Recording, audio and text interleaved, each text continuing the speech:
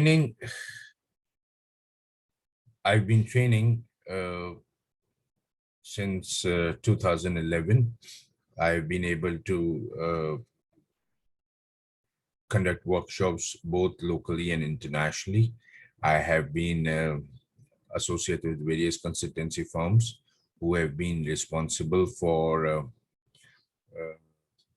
advising a few of the sukuks and structures, especially in Pakistan. So I hope that I would be able to share my experience with all of you, and um, it is going to be an interesting session for you. Uh, Generally, the training sessions uh, are more uh, enjoyable if both participants and the trainer has been able to communicate at a level where we can have a mutual understanding of the topic. So I would appreciate if every one of you uh, start discussing the topic. The points which I would be putting on the slides, it is not necessary that I can cover everything which is there in the market. So what we are going to do is, I'll be starting the session. I'll be expecting from all the participants that they can hold me as and when they need it, and they can ask a question. You can also raise your hands if there's something which is not uh, I wasn't able to comprehend, or I wasn't able to explain it to you. So in that scenario, you can hold me and you can ask me to repeat. If you have any other questions, we are more than welcome to share it. Uh, it is going to be easier if everybody can acknowledge this, and I can move on. I hope everybody can see me. Okay, let's move on to the first slide, first session. This is going to be what is riba. So my first question to the audience is, how many of you are already aware of the fact that what is riba and what our Sharia explains to us? If you don't want to use audio, you can also use chat, because this is going to be our both of these are going to be our medium. So you can use both of them. Anybody can answer me, what is riba?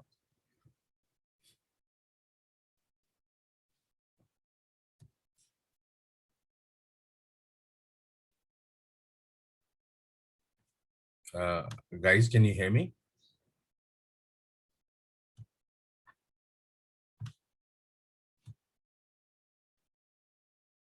No?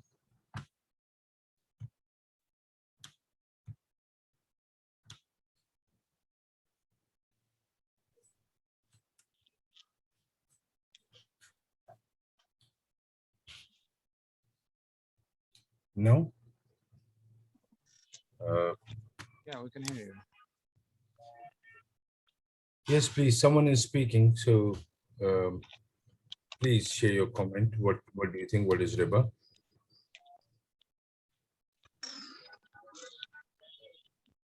Ashrafu? Yeah, actually, riba is basically increasing the amount when someone is Ashrafu, you are not returning. audible. I can't hear you. Is participants been able to hear you? Yes, we can hear him. Asrarul Haq? Asrarul Haq, right. Asrar, apologies, but you were not audible.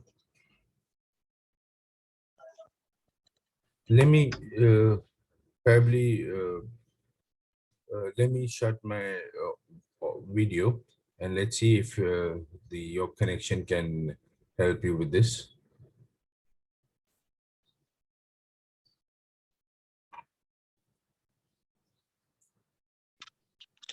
Asrar, you want to mention something?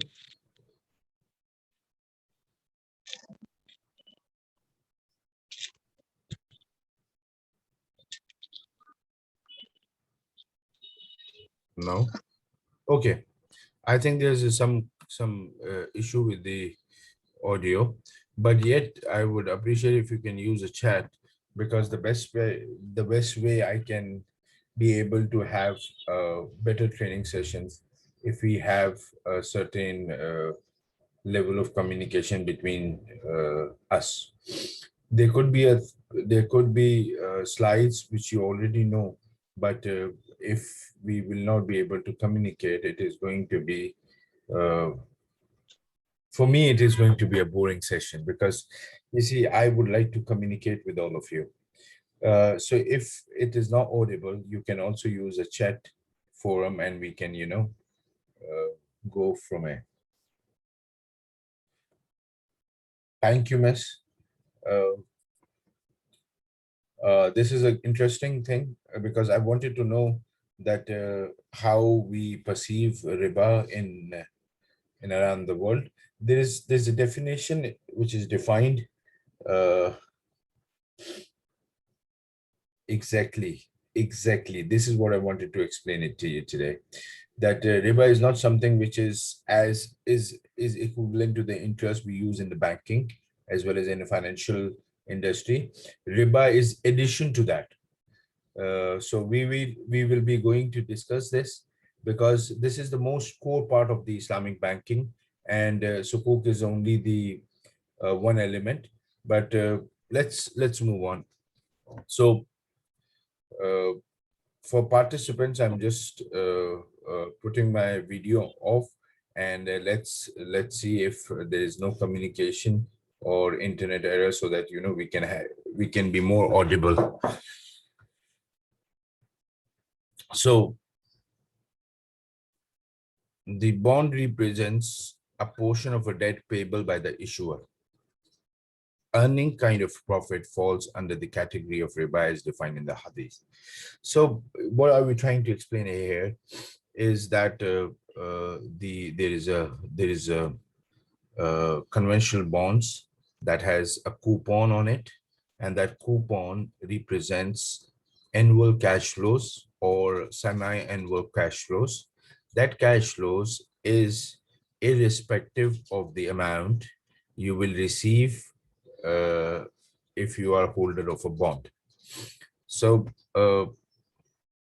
defined in simple words, riba is explained as every loan, qard, that draws any premium is known as riba. So very simply, if someone asks you what is riba, every loan that draws any premium, any kind of a premium is considered as riba. Now, this premium includes cash flows. This premium includes over and above the payment on the receivable. This premium includes uh, extension of the time and the extra payment, due to which you will be receiving more money. Every element which draws any premium or any benefit or any profit against a loan is considered as riba. This is the hadith reported by. Let me further explain it to you. Prohibition of riba is a core concept of Islamic financial law. All transactions and contracts has to be free from the elements of riba. Now, it is necessary, before I move on, you need to understand that there are three aspects of any financial contracts which if either of the three is available into that contract, then the transactions or the term or the whole structure will be considered as non-compliant of Sharia. So there are three aspects. One is riba, one is kimar, and one is gharar. So I will be talking about all three of them, but in a very brief way, except for the riba, because riba is the most important element. And there are a lot of misconceptions around within the society and the Muslim world also about the riba. So prohibition for riba is a core concept of Islamic financial law. All transaction and contract must be free from the elements of riba. The primary sources, the Quran and the Sunnah, are very clear on the prohibition of riba. Understanding of riba and its modern application is essential, and understanding of Islamic financial system. Now, Islamic financial systems is something which is a broader aspect of the whole Islamic financial law, because you see, unless and until you understand the whole Islamic financial system, you will not be able to understand the whole aspect of Islamic banking. It is a misconception among the population, the society, that the Islam is limited to the namaz, roza, and zakat, and hajj, or the five pillars of Islam. Islam is a complete system of how you will spend the day in, day out of your life. That includes your politics, that includes your financial systems, that includes your activities related to business, and your mamlat with respect to other aspect of the society, community matters. For example, the neighbors and how you deal with your parents and everything. So when we come back to our financial system, there are a lot of people who ask this question time and time again, that does Islamic banking allows us, does Islam allows us to have banking? Islam does not specifically restrict you to do anything unless that coincides or it is against the basic principle of religion. So it is necessary for us to, uh, establish the fact that there is absolutely no, uh, I would say, restriction in Islam, that there is no concept of banking or financial systems. So it is necessary for you to understand this very clearly, so that we can establish this and go on further. If you have any questions, if you have any something to add, please do let me know. So I was saying that Islam has absolutely nothing against banking system or the way we are doing our financial transaction. What we need to eliminate from that financial core is the concept of riba, gharar, and kimar. So we are moving on to the next slide, and I'll be explaining it to you, riba, in detail. Riba, the word riba literally means increase or excess. When we say increase or excess, means increase on excess on anything which is given on qard or loan. In terminological sense, it implies that increase over and above the principal of a loaned amount, with or without due consideration. Now, with and without due consideration means that you have not pre-agreed. It is already known to you before you were taking the loan, like individuals who are very famous for giving a certain amount of loan and they receive an excess amount of money. So with consideration or without consideration, any increase or excess which is given to you against a loan is considered riba in Sharia. Riba in Arabic, or interest in usury in English, gives a similar meaning, and that is a fact because uh, we people who are part of the system believe that riba is the interest payment which was carried out 1400 years ago. But I'll tell you something, that riba definition, which has been arguably the same concept which has been used 1400 years ago, and is still valid for the same. Classical and contemporary Islamic scholars define riba as please, I'm carrying on with the definition, but if you cannot hear me, please let me know. And if you have any questions, please do let me know, so that we can have a interesting overall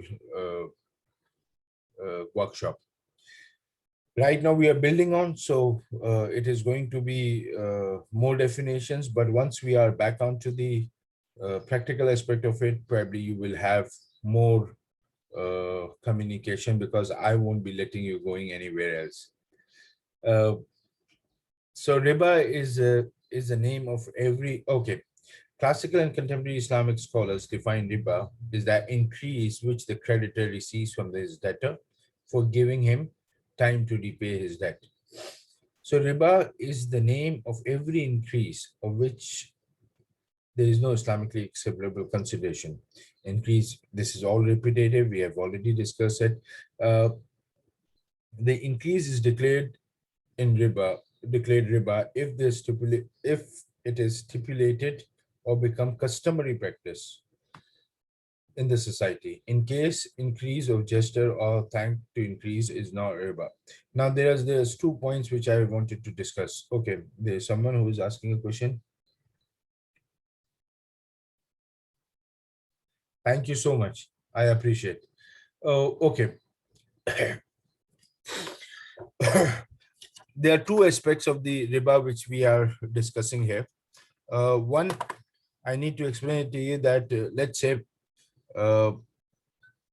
when we said that any increase against a loan is considered as riba, so there are two aspects of it. One is the banking transaction. The banking transaction explains to you that we have a financial agreement which says that we will give you, let's say, $1 million, and we will receive 10% every year.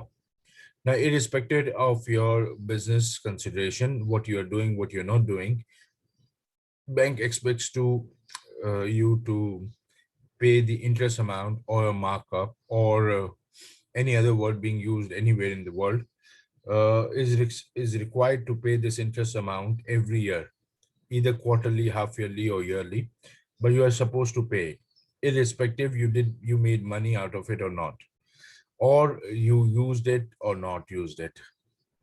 Once you have taken the loan, you are supposed to pay the interest payment. The second kind of increase is customary. Let's suppose if I am famous, I'm customary known among the society that if you ask me for a loan, you are required to pay X plus Y after a certain period of time. So let's say the X amount is $1 million. If you take $1 million from me today, I have not agreed with you. I have not signed any agreement with you. There is no financial contract that you are supposed to pay me interest. But when you will come back to me with the principal amount, you are required to increase that amount by 10%. Now, it's a customary. Everybody knows this. Everybody had an idea about it. So when they come to take a loan from me, they know that once they will about to return the amount, they need to pay any increase. Now, in that case, this increase is also considered as riba. But there's also a famous hadith. Huzur sallallahu alaihi wasallam, Prophet Muhammad sallallahu alaihi wasallam, was so kind that whenever someone gave him any loan, when he returns to them without having any agreement whatsoever, when he returns to them, he gives something as a gift to the lender as a goodwill gesture. Now, this is a difference. One is that there's a customary practice or written agreement where you have agreed that if you take a loan, you will increase certain amount of money and then you can revert back to return the amount of money. But when Huzur sallallahu alaihi wasallam had absolutely no agreement, no customary practice, there was nothing famous about it. Huzur sallallahu alaihi wasallam, whenever had a loan from someone, he used to give a small gift as a gesture of appreciation to that person. Now, this gesture is not necessarily is going to be the same. Sometimes he has returned some khajur, the dates, sometimes he has given other gifts to that person. Okay, someone has asked a question. Let me read it and let me come back to you. I,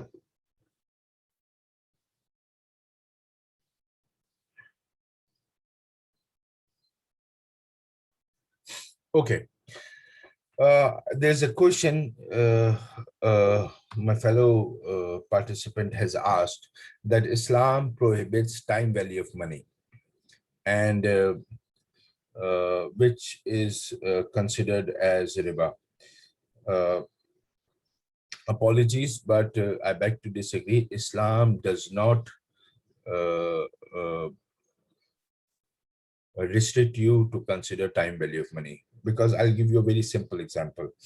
A normal businessman, a normal businessman anywhere in the world sells. Let's say you go to a superstore and you buy stuff, you buy your groceries and normal day-to-day groceries. You go there and you buy it in terms of cash and you come back.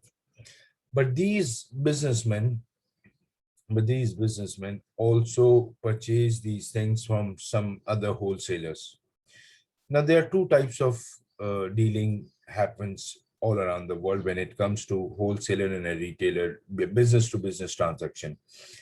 One is credit sale and one is cash sales. Cash sales are generally cheaper because you give cash upfront or immediately against the goods you are purchasing in business to business transactions. But when it comes to credit sales, it's generally higher than uh, the normal cash sales. And the reason behind the fact is that the individuals who are selling the goods on credit consider that after a certain period of time, this amount of money will be realized back to them. They will receive this amount of money after, let's say, 3 months or 2 months or 1 month. So if that is the case, then they are generally asked for higher amount for their product. Let me come back to you. Let me rephrase this again. There's two types of sales we have already also seen in most of the accounting books as well. One is cash sales and one is credit sales.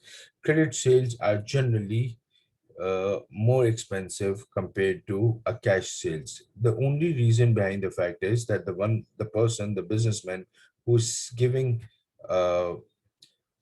product on credit considers the fact that if you will pay him back after certain period of time, then his cash is stuck for that period, and because of that he would charge you a little higher. But what you need to do is, what is a catch here is that when you are selling your product, whatever goods you are selling, it has to be agreed upfront. Generally, in businesses, when you come to a wholesaler and say that I want 1 ton of certain product, a biscuit, let's say, 1 ton of a biscuit of XYZ quality, and you are purchasing the whole container or a, or a huge size, the seller will tell you easily that if you pay cash, you can take a discount of 20%. But if you're not paying cash and it is going to be a credit, then the price will be this. Sharia does not restrict you to do any such kind of a business, because as long as a good is yours, you have a right to sell at any price. You can consider the time, you can consider the inflation, you can consider that after a certain period of time this amount of money can will come back and there is a risk involved in it. Everything is considered in Islam. There is absolutely no prohibition. However, once you have executed the sale, then your price is locked, irrespective you have considered time, inflation, or the risk of the person who is taking this your goods at on a loan.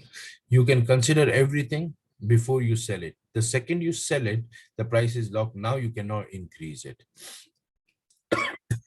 Apologies, give me 1 second.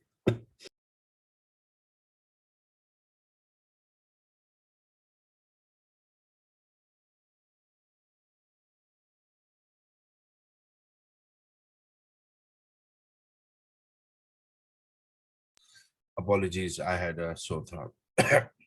Apologies. So let me conclude this by saying that Sharia does not uh, disagree or restrict you to consider any time or when you're doing your credit sales. What it restricts you is once you have considered your period, let's say you are giving it on credit for, let's say, 3 months. So you know that for 3 months your money will be stuck and you will not be receiving anything from your sale. And if you had this sale was in cash, you could have made another turnover of the same product.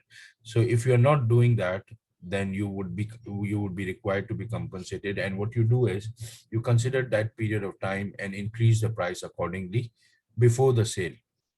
Once the sale is executed, now you're not allowed to increase the price of the product, because the person who has taken this on a credit will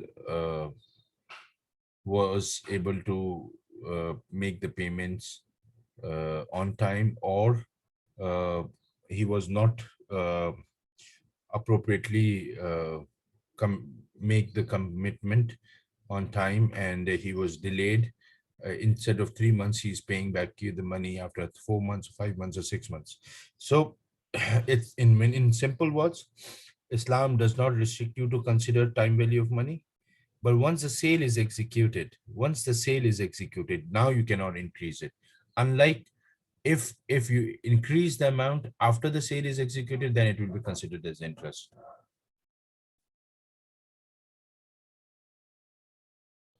No, no, no, no, no. I did not say this. Let me explain it to you. Interest is prohibited in Islam, irrespective of anything anybody says. Interest means increase on a loan. But when you are if I explain it to you again, please go through this transaction. You are doing a credit sale. Let's say uh, let's say we are selling a mobile phone, iPhone 20, iPhone 12, 12. You're selling it under any fixed rate in case the. Okay, let me explain it to you. It would be much easier. Let's say we are selling iPhone 12. The price of iPhone 12 right now is 1,000 US dollars. Now someone comes to you and say that give this on credit. You're saying, okay, how many days you will pay me back? The person says that it is going to be 6 months. You tell him that if you're going to pay me after 6 months, the price of this mobile is going to be 1100. Now it's your product. You are a seller of a product. You are saying that I will sell it for 1100 if you pay me back the the the amount uh, in 6 months. But if you pay cash, I will charge you $1,000. This is your product. You want to sell it. It is your choice how much you want to sell it for. So you have considered the inflation, you have considered the time value of money, you have considered the currency fluctuation and everything, and you fix the price for 1100 rupees. The second you made the sale, you sold it to the person who promised you to pay the amount in 6 months of time. Now you are liable to receive only 1100 rupees, 1100 US dollars. Now that $1,100 cannot be increased after sale. If someone if the buyer of the mobile did not come back to you in 6 months, rather he called you up and say that unfortunately he had some domestic problems, because of which he will not be able to pay you in 6 months, rather he will give you after 7 months. Or the due date was, let's say, December 2021. Now he come back to you and tell you that he was unable to pay to you, and he will pay you in January 2022. Now this 1 month increase you cannot charge. However, in interest, it will be allowed to increase the amount of money, because there was an extension at the time. So extension of time is allowed, but you will not be able to charge him. Why? Because there is two reasons here. One is before you sold this iPhone to the seller, to the buyer, it was your product and you are allowed to charge whatever profit you wanted to charge. However, once you have sold it, it becomes a receivable. That receivable is a debt. And now the person is responsible to pay you a certain amount of money, which was 1100 US dollars. If you increase anything above over and above 1100 rupees, that will be considered as interest payments, and $1100 will be considered your principal. I hope am I clear here, Sharif?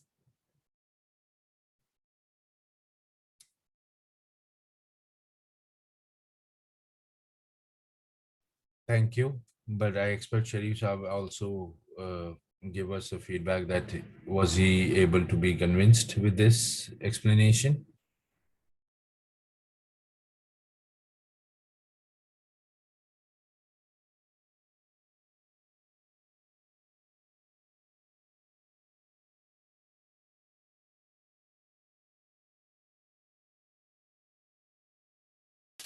I think Sharif Saab has. Thank you, Sharif. I am very obliged because you see, I've been training all around the world, and online training has just messed me up because I like to, interact with my participants so that we can have a level of understanding where I would know that I've been able to communicate to them in a manner is which is comprehensible. So thank you so much. Your response matters a lot. Okay. In modern financial system, interest or the excess increase in loan is a consideration of compensation for a period of repayment of the loan. You remember, if you guys are from the banking sector, you would know that there are a lot of loans which people or businesses get defaulted from, and then what we do as a bankers, we reschedule those loans. And what we do is we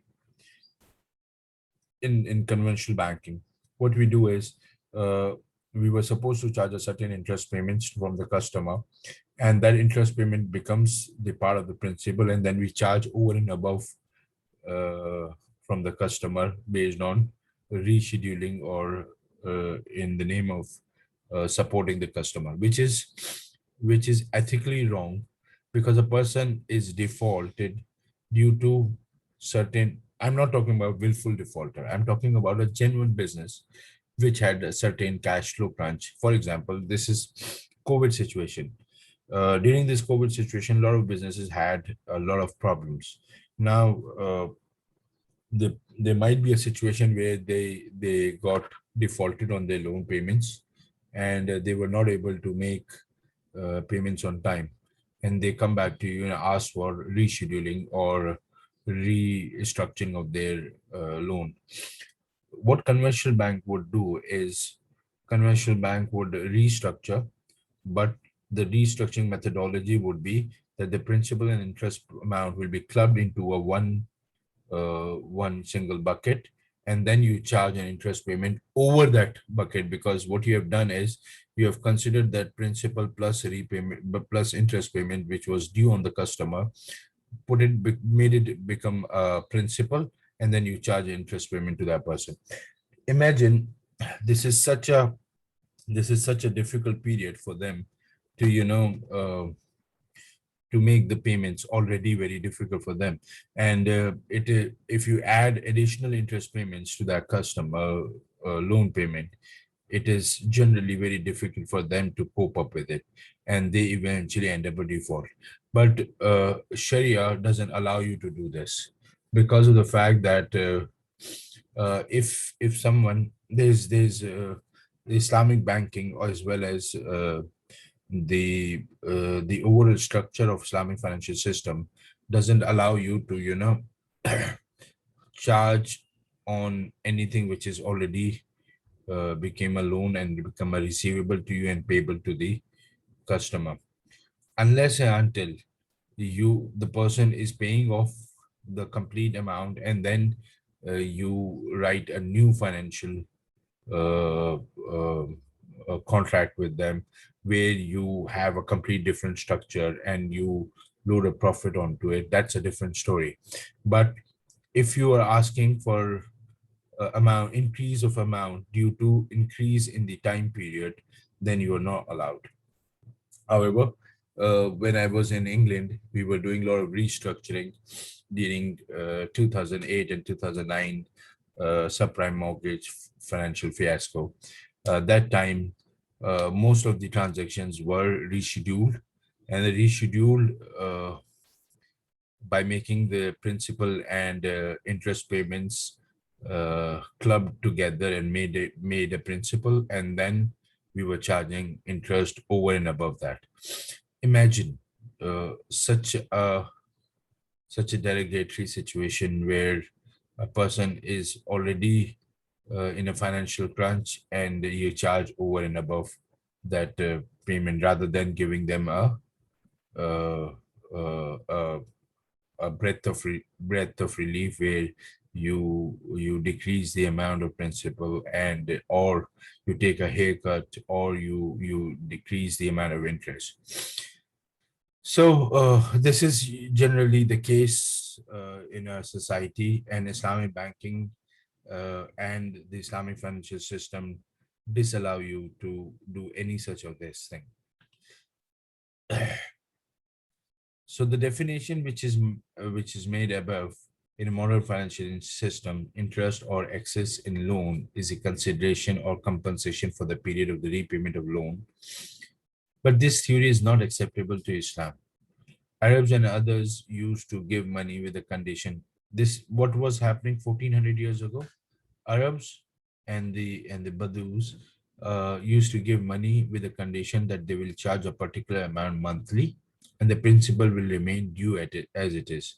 And then on maturity date, they demand the debtor whether to pay the principal, or they would like to increase the term and payable amount both. So what is happening? What had happened in 100 years ago, that the Arabs used to give the money to the traders, because generally the people living in Makkah used to do trading. They used to take stuff from Makkah, Hijaz, and they used to go to Syria and other part of the world, and they sell it there and buy their stuff and bring it to Hijaz, Makkah, Makarama. So uh, in order to do that, they would be required to have certain cash.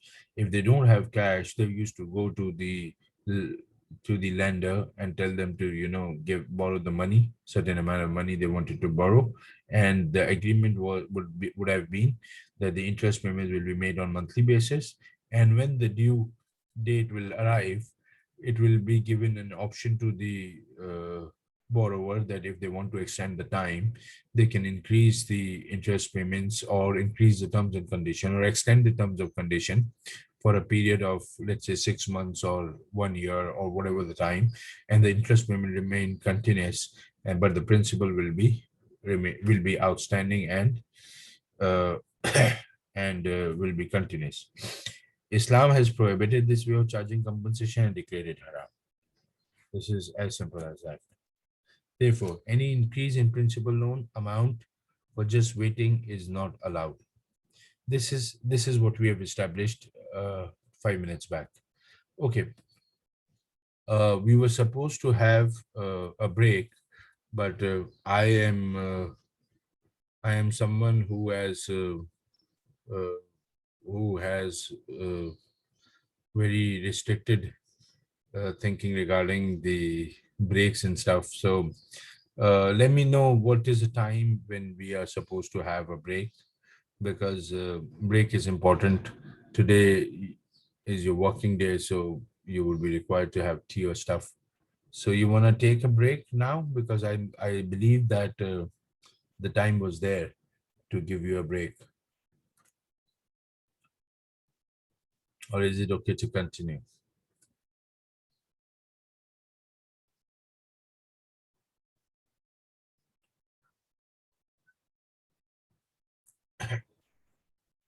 I think it is okay to continue. Apologies. You're not audible. Apologies. I wasn't able to hear you guys. Okay to continue? Oh, I'm very Yeah, great. definitely. I think it's okay to continue because a break would take a little bit time, but it would be easier Uh, for us if would you would the you session would you will be. prefer to write me? Because your voice is jerking and I wasn't able to understand. uh,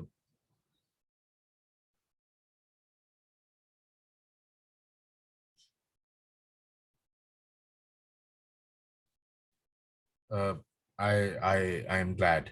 Let's move on. So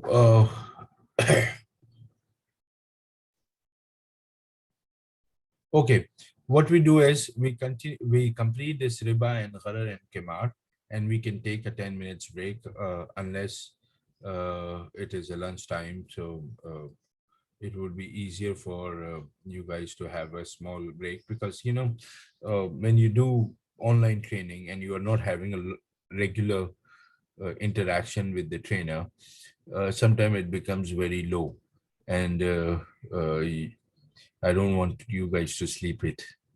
So let's go on. We want to discuss something more about riba, and then we can move it from there. Let me read this. I don't want to go further explanation to it. If you have any questions, you can always ask me. But let me read this so that it will give you a clear, better understanding. The word interest is by and large is now considered as riba in view of the big majority of Islamic scholars. In a legal sense, interest implies that excess amount which a creditor settles to receive or recover from his debtor in consideration of giving time to the debtor to repayment of this loan. This is already we have discussed and done. What I need to go into is further definition, further explanation of two uh, types of riba. So the two types of riba is riba jahaliya and riba nasiya. Riba jahaliya means the people who were using the straight type of riba, which we have discussed, the transactional increasement. Uh, this is known as primary type of riba, riba jahaliya. Riba jahiliya means people who are ignorant. So riba al jaliya comes from the fact that people who were ignorant considered this as a profit, or this considered as their right to receive the money against a loan which they are extending to someone. So this is a primary type of riba, riba nasiya or riba jaliya. Riba nasiya, we also call it nasiya as well. Riba nasiya or riba jahiliya was a transaction well known and recognized in the day of Jahiliya. Arabs and others used to give money with the condition that they will charge a particular amount of interest and the principal remain due as it is. And then on maturity, they extend the date, and this is considered as riba or interest payments. This is well established. But we were discussing in the beginning that riba is more than the interest payments. More than interest payment means that the current interest payments, which in banking sector we charge, riba is plus something. So what is that plus?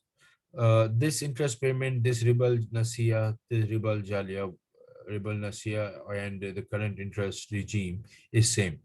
So this is equal to the current interest payment. But when it comes to riba, there's plus something. That plus is known as riba puzzle. Let me go to the next slide. Riba nasiya, and there is another one which is known as riba fadl. This one.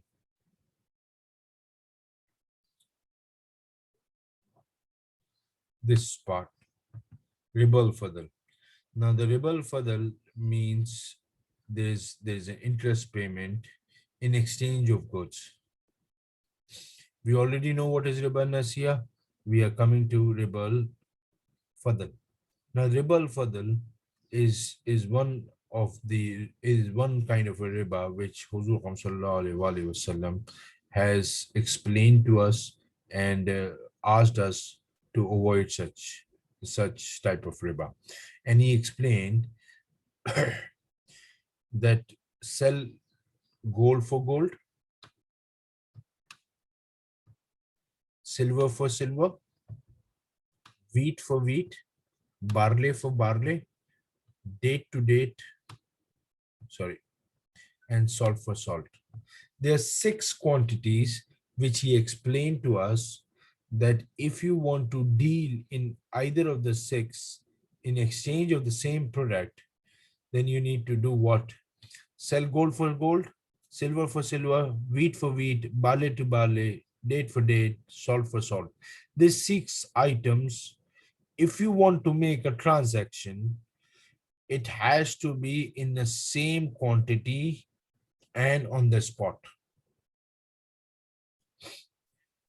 But when the commodities are different, then the scenario changes.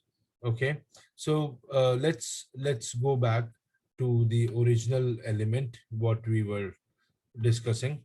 A secondary type of riba is in exchange of goods. The type of riba was extracted from famous hadith in which Huzur Sallallahu Alaihi Wasallam explained that when you are selling gold for gold, silver for silver, wheat for wheat, barley for barley, date for date, salt for salt, in the same quantity on the spot. And when commodities are different, sell as it is suit you, but on the spot. Now there are 2 conditions Huzur Sallallahu Alaihi Wasallam has put in for us. The first is that if you are doing trading in these things, six commodities, one is gold, silver, wheat, barley, date, and salt. What you need to do is you need to consider that it has to be same quantity. Now we have already understand that when we go to buy certain product, they are always commodity, especially they are always different in terms of uh, quality. Let's say you are selling a high quality of date and buying a low quality of date. Now when you differ the quality, uh, the product price changes, right?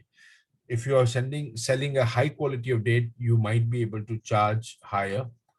But when you are selling a low quality of date, you might be selling it for cheaper.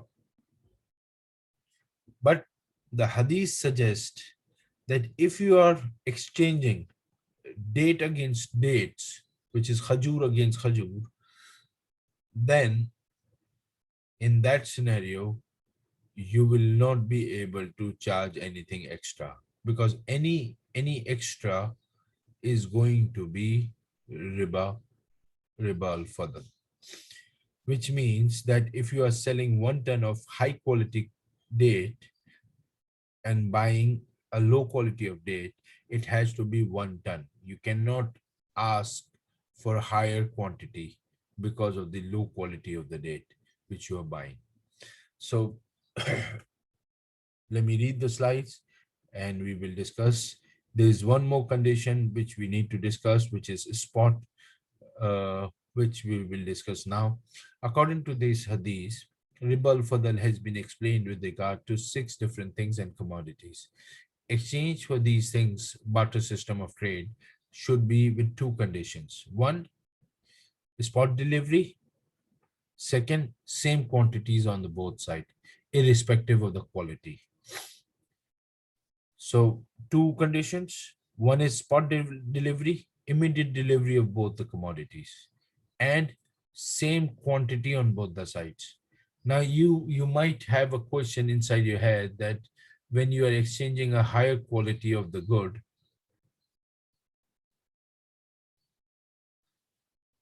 yes, okay, I haven't read the comment, but let me just, someone has posted on a chat. Let me I was explaining to you that what you have in the question arises in your head would be that if I'm selling something which is of higher quality or the better product, and uh, I cannot exchange the same good against the same barter goods, which is a lower quality, I would give a simple answer to this. Huzur Kham Sallallahu Alaihi Wasallam restricted you to purchase those two goods in exchange for wheat, gold for gold, silver for silver. But he did not restricted you to charge in different commodity. For example, if you are selling a high quality of dates against gold, no problem. Against money, no problem. The explanation tried to explain it to you. The hadith is trying to explain it to you when you're doing a barter trade. This is only when the restriction is only when there is a barter trade. If you are selling something, for example, either of the six items, uh, wheat against wheat, gold against gold, silver against silver, date against date, and if you are selling a high quality and you're doing a barter trade and taking another type of uh, a date or khaju, then in that trade it has to be spot, which means both quantity, both goods have to exchange at the same time. It has to be spot, and it has to be same quality. Now, if I'm a businessman, I would say, why would I sell a high quality of date in exchange of low quality of date? I would not do it. It doesn't make business sense. So Sharia allows you to take something else. You know, you can take, you can sell your high quality of date against, if you're doing a barter trade, against rice. You can sell your high quality of date against uh, lentils. The restriction is only comes into place when you're doing these six items, and when you're trading them, you are bartering them against the same six items. This is a restriction. If someone would tell me Huzur Muhammad Sallallahu Alaihi Wasallam has restricted us, so it doesn't make sense. For me as a Muslim, if he has said something, that is, we need to agree. Probably we are incapable of understanding the hikmah against this restriction. But when I think, because these are the questions which we usually answer, when I think again and again, what could be the reason?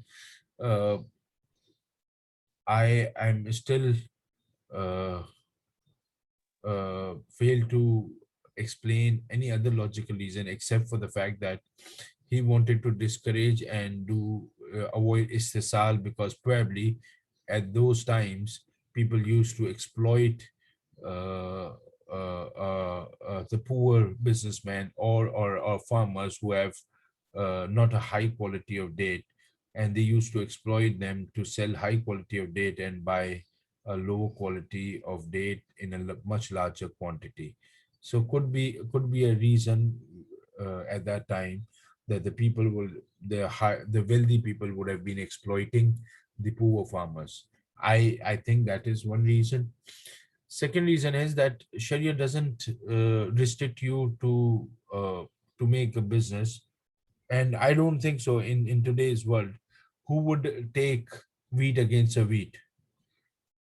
If I need a wheat, I already have a wheat. Why would I take wheat from someone else? I will use that. I will consume that. So in barter, I don't think so. This is going to be an effective way of doing business now these days. What matters is that we understand the restriction from the Sharia point of view, and we deal it regularly. However, you would know that in gold, this is could be a reason. Commodities we don't do it, but in gold or silver, it is pretty could be common that you give a 24 karat gold biscuit and expect someone to make a gold for you, or design something, some jewelry for you, and then revert back to you. So that could be done, but then what you have to do is you have to understand this restriction and play it accordingly. You structure that product. What you do is you sell your. Now, Huzur Kam Sallallahu Alaihi Wasallam, someone, a Sahabi come back to Huzur Kam Sallallahu Alaihi Wasallam when he read this hadith, when he heard this hadith, he come back to Huzur Kam Sallallahu Alaihi Wasallam and asked him that, Ya Rasulullah, we wanted to understand that you have made a restriction on this barter trade, and now what we wanted to do is we wanted to exchange this. How do I go about it? He further explained in another hadith that if that is the case, you wanted to sell, what you should do is you shall sell your high quality date into the market, get the cash out of it, and then buy whatever khajur you wanted to have. So, so the structuring of the product is already there. The problem is that we read a certain part of the hadith, or we read a certain restrictions, and we beg to understand that uh, why this is being done. Questioning the why is important, but there are further explanation to those restrictions, and those restrictions allows you to make a structuring. So Huzur Qam Sallallahu Alaihi Wasallam is the true uh, uh, a human being Allah subhanahu wa ta'ala has sent to us, who has given us ways of how the business has to be done. So he explained to you that you sell this in the market. This is what you're doing. This hadith, when I read, I felt so delighted, because this is a true product structuring. What is there? He restricted you not to do this, and then he explained to you that how we are gonna Excuse me, have. Uh, excuse me. uh, Someone is saying Uh, something. yes, sir. So we'll have a short break. Kindly join after the 20 minutes. Minail, I'm unable to hear to you. Can you please write us on a chat, because I have Yes, sure. Yes, sure. Okay. apologies. You're not audible. Uh, Calvin, apologies. I don't get your full name, and I also have no idea that you are Mr. or Mrs. So please explain it to me. I hope that I've been able to uh, uh, explain to you what we were looking for. Okay. Right. I've been asked to. Okay, miss. Okay, miss. Thank you so very much. It is very easier for me to now communicate with you. I've been asked to give you a 20-minute short break. So, boss are always right. So let me give you a 20 minutes break. We'll be back in about 20 minutes, and then we can carry out from here. Thank you so much. Thank you so much. We will see you in about 20 minutes.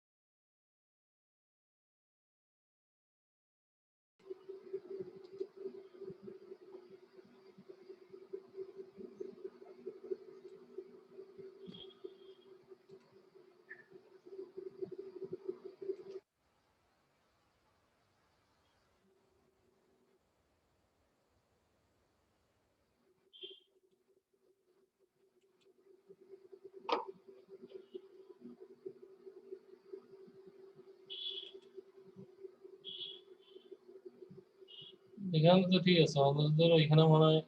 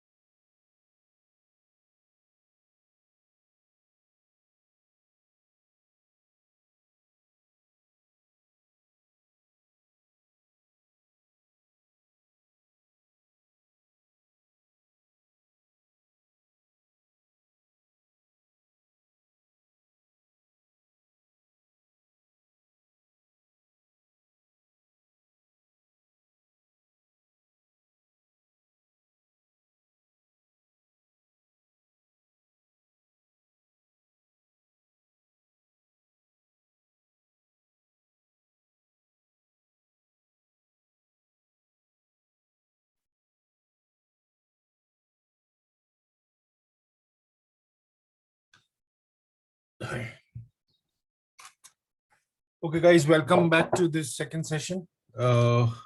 We were still discussing the types of the riba.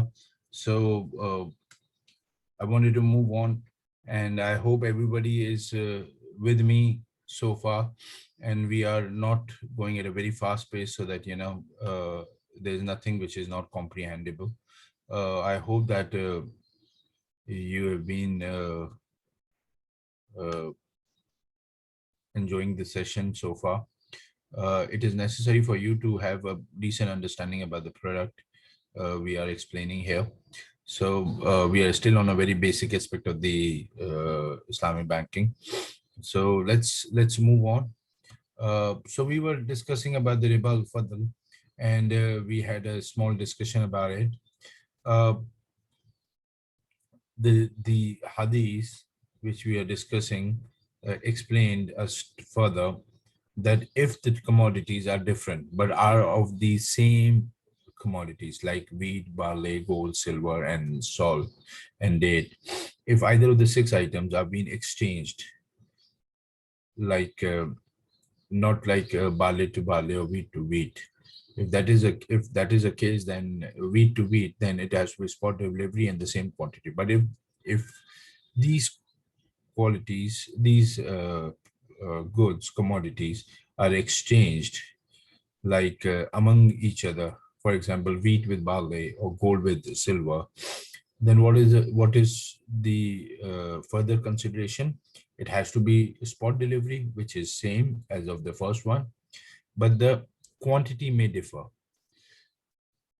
Quantity can differ from this, and this allows you to, uh, there was a question that if that is a riba, then how we are going to do it and how we're gonna get compensated. There were two products explanation were given to us. One is that you can exchange these 6 commodities among each other, and you can differ the quality and the quantity. Apart from that, uh, you can sell one goods in the market, get the cash, and then you can, deal with it. I hope everyone was with me.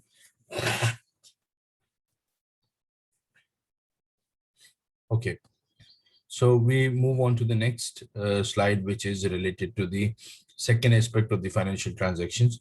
See, we established the fact that there were 3 elements which has to be eliminated from a financial agreement. One was riba, the other one is gharar, and third one is kimar.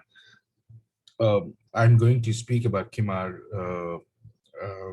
without slides, but the gharar is something which we have to understand and which we need to explain. The Arabic word gharar means risk or uncertainty and hazardous. Risk and uncertainty, the word defines you that there is a certain level of risk which is uncontrollable. Gharar is also defined by some scholars as any bargain in which the result of it is hidden. Gharar is not precisely being defined by Sharia. Gharar is also considered to be lesser significance than riba. So there are 2 aspects. One is that in Hadith and Quran, riba has been defined clearly and has been repeatedly explained to the Muslims that you need to avoid riba. Gharar is something which is also being prohibited in Islam to a level that you need to eliminate it if the result of something which is unknown. Now the question, there are a lot of people who ask the question that there's a risk in everything. Even you don't know that while we are doing the presentation, everybody is going to live or not. There's a chance that when I don't even know that if I be able to complete both the sessions, both the 2 days, because life is uncertain and we don't know about it. These are something which is act of God. We can't interfere in it. But when you are talking about a business deal, there is a certain level of certainty which is required. For example, if you are buying a car, it is not possible that I'm a seller of a car and you are a buyer of the car. And it is not possible that you will buy a car which you would not know what kind of a company it was made from, or what year it was made, what model it was, and what kind of a condition it is. I'm selling a car and I'm telling you that, for example, I'm telling you that I will sell you my car. Where is the car? You don't know. When you're going to get it, I don't know. What kind of a model of the car it is, I don't know. So if everything is don't know, then there is, how can you make a transaction? You can't make a transaction. This is something which is uncertain, and the risk of we don't know what is going to happen and what will result in it.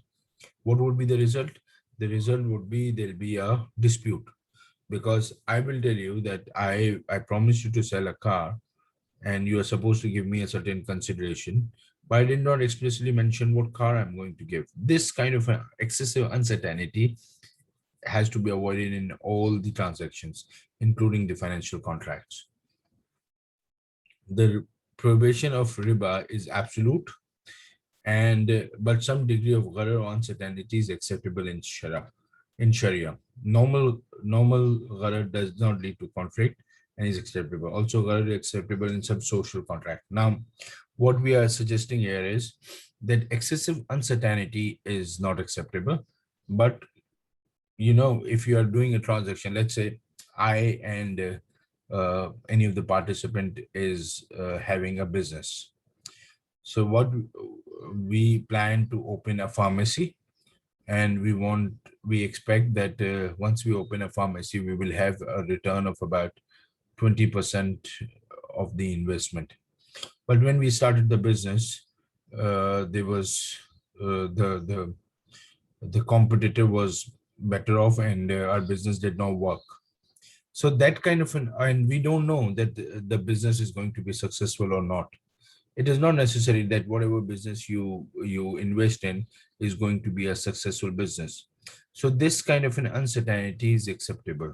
However, the this uncertainty or the gharar which is not acceptable is the fact that you and me are trying to do a business, and I'm one of the partner who is saying that we will do a business, but I did not tell you that what kind of a business we are talking about, or what kind of uh, transactions are we going to conduct during this period of the business. So such uncertainty, which has absolutely no details in it, such uncertainty is not acceptable. There's another example. Let's suppose my car uh, is stolen, and I'm selling you a car. I'm saying that I will sell you my car, uh, which is stolen, and we don't know that when it is going to be recovered. What kind of a transaction it would be? It would not be a transaction which any sane person would execute. Why? Because there's an uncertainty regarding the delivery of the vehicle. So excessive uncertainty is something which is not acceptable, is prohibited in Islam. But some level of uncertainty, for example, let's suppose I go and buy fruit from the market.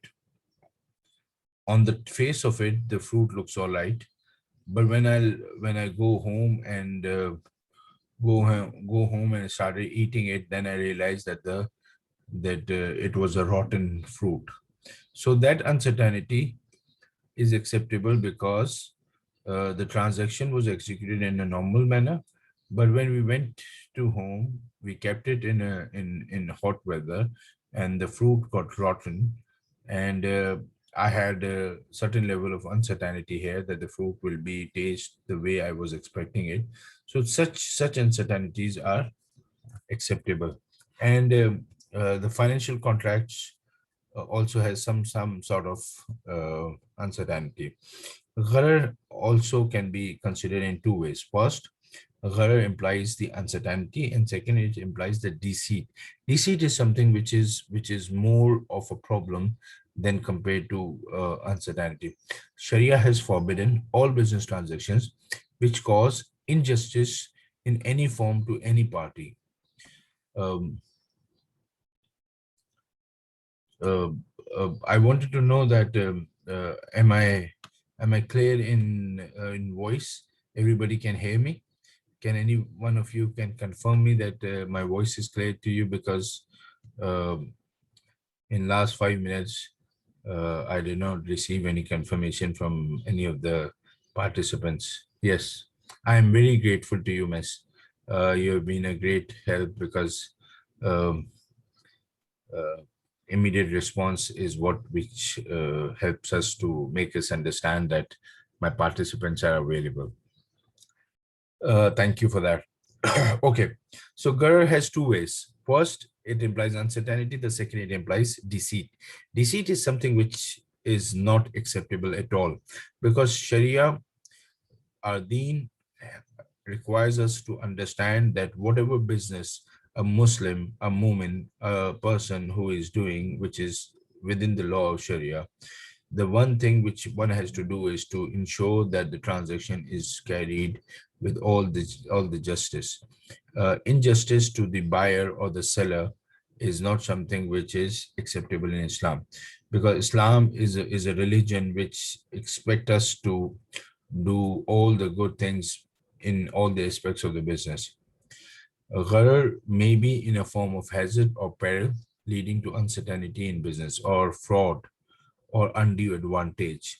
Any of that sort, any of that trans in any of the transactions which includes uh, fraudulent element or deceiving someone, or try to uh, try to sell a product which is not up to the mark, is all results in a gharar and is not acceptable in Islam. There are a lot of we face a lot of issues such as these things during our course of life, where we find that the person who's claiming that the product is super quality, and when we go home and when we find out that the product was not up to the mark as I was explained or promised, these are all gharar, and these results in disputes, and this disputes is something which we uh, need to avoid. Okay, the third element is kimar.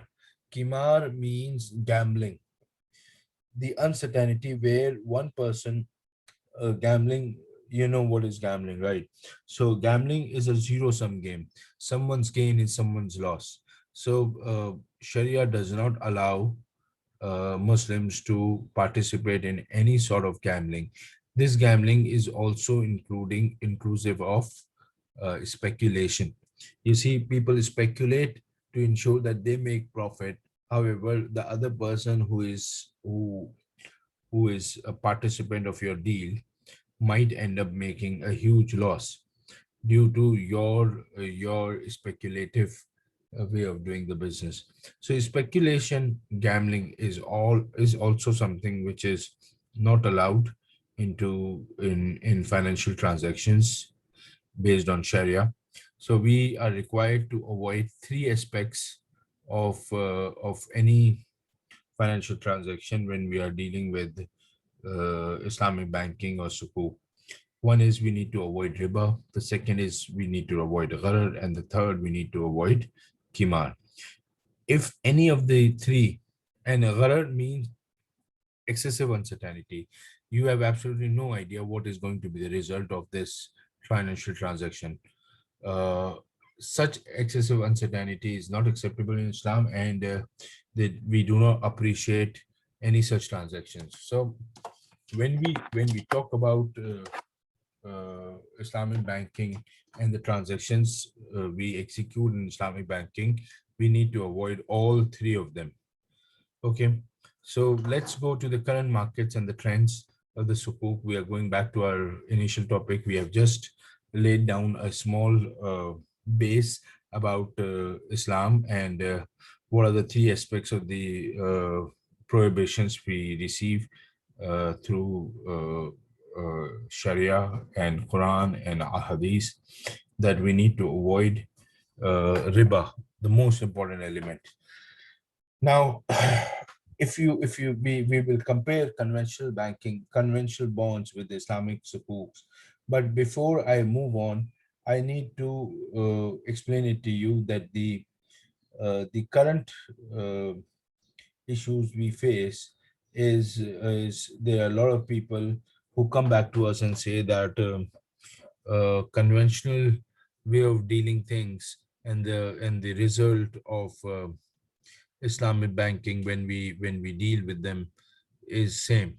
The end result is same, and we do not find any difference with respect to end result. For example, Islamic bank, conventional bank offers long-term finance, which is known as demand finance or long-term finance. And what we do is we pay the customer a certain amount of money to purchase a project and put in a machinery and install this machinery, and then you're gonna pay a certain installment over a period of time. Islamic banking does the same. They buy the machinery and give you that, and then the customer will install it, and finally they also pay the installment, and you charge the same profit as well as of the interest. So it's same. So what is the difference then? It's like the end result is same, the profit rate is same, the transaction for which the money was given was same. So how is it different, and how the Islamic banking is different? I'll give you the answer. The very simple answer to this question is that Islam is not about end results. Islam is about a process. If you follow the process, the transaction will be compliant. If you don't follow the process, then the transaction will be non-compliant. I'll give you 3 examples for that. The first example is nikah. If you do nikah, it's just a piece of paper and you sign that paper in front of 2 witnesses. That's it. And what you're doing, you're accepting the requirement of the Sharia that any person, any 2 people who want to live together requires to do a contractual binding to each other, and that contract is known as nikah. If you don't do nikah and you live together, will be considered as adultery. So there is nothing different. 2 people wanted to live together. The only process Islam requires you to execute is acceptance, offer and acceptance in front of 2 people. To legally consider this, you sign another document for registration of this contract. Otherwise, there is no difference. So end result will be same, but one is halal and the other is haram. One is allowed, the other one is not allowed. Second example is the slaughtering of an animal. If you slaughter an animal without the required cause, which is you pray Allahu Akbar and Bismillah Rahman Rahim, Allahu Akbar, these 2 words, and you do ziba, you do the slaughter of an animal with these 2 cause, and you slaughter an animal without these 2 cause, the 2 animals which have been slaughtered in the same manner, in the same way, but without these 2 cause and with those 2 cause, differs the animal to be, or pronounce that animal to be halal or haram. Imagine those 2 slaughter animals goes back to the McDonald's and you make a burger out of those 2 animal beef. One is going to be pronounced as halal and another one is going to be pronounced as haram. Though the burger would look the same, the patty would be same, the taste probably would be the same, but one is halal and one is haram. So what we have done is a process. The process of slaughtering the animal requires you to pray Allahu Bismillah Rahman Rahim, Allahu Akbar. That is the only 2 cause which is required to do. If you don't do that and you slaughter the animal the exact same way, will never be pronounced as halal, will not be pronounced as something which is acceptable in Islam. The third example is one was nikah, the other one was a meat. And the third example would be the financial transactions. The financial transactions has the same requirement. If you follow the process, if you understand the process and you follow it as defined in Sharia and you do the transaction, then it is allowed. And if you don't follow the process and you simply give a loan to a customer and the end result would remain the same, it doesn't matter. It will never be pronounced as allowed or acceptable to Islam. So Islam is not about the end result. Islam is about the process which is required for every Muslim to follow. And there are a lot of times people would come back to you and tell you that despite the process, it's same. It could be same, but the Sharia expects us to follow a certain process. We follow the same process and our results is going to be allowed and acceptable in Islam. Anybody who would like to have any questions here?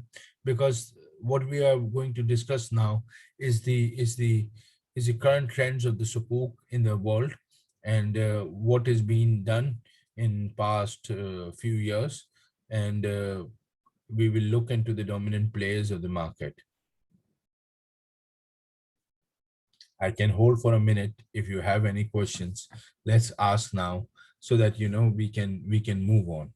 And this will also help us to understand that if everybody is here with me, at least participants, there are a lot of participants we have here. Uh, Please, I would appreciate if you at least let us know that you are here. See, my way of conducting any training session is that I would want my participants to engage with me, ask me more questions. You have any sort of questions, I'm willing to answer. But as long as um, you are with us and you are participating.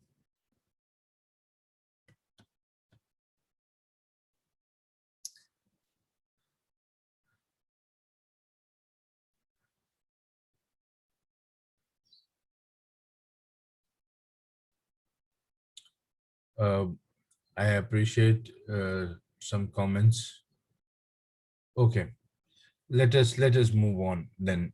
I think uh, my session is going to be in someone where I believe that I'm doing all right so far. Thank you so very much. I appreciate everybody. Uh, okay, the current trends in the marketplace. We are now directly, instead of going to the financial contracts, which we will discuss, but let us know what is the current market trend and what is happening around the world.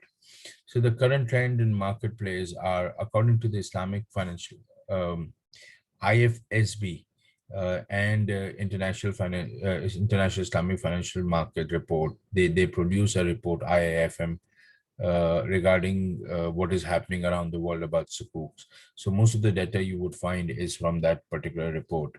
According to the International Islamic Financial Market Sukuk report, which was issued in June 2020, the global sukuk issuance for the year 2019 was uh, unexpectedly $145.70 billion. This is highest ever since the Sukuk was first launched in 2001. It's not that the Sukuk were not launched before that, but the international market Sukuks were first launched in 2001. And from the inception, since the inception in 2001, the highest Sukuk were ever issued in 2019, and we expect that the trend will remain continuous, and people will have uh,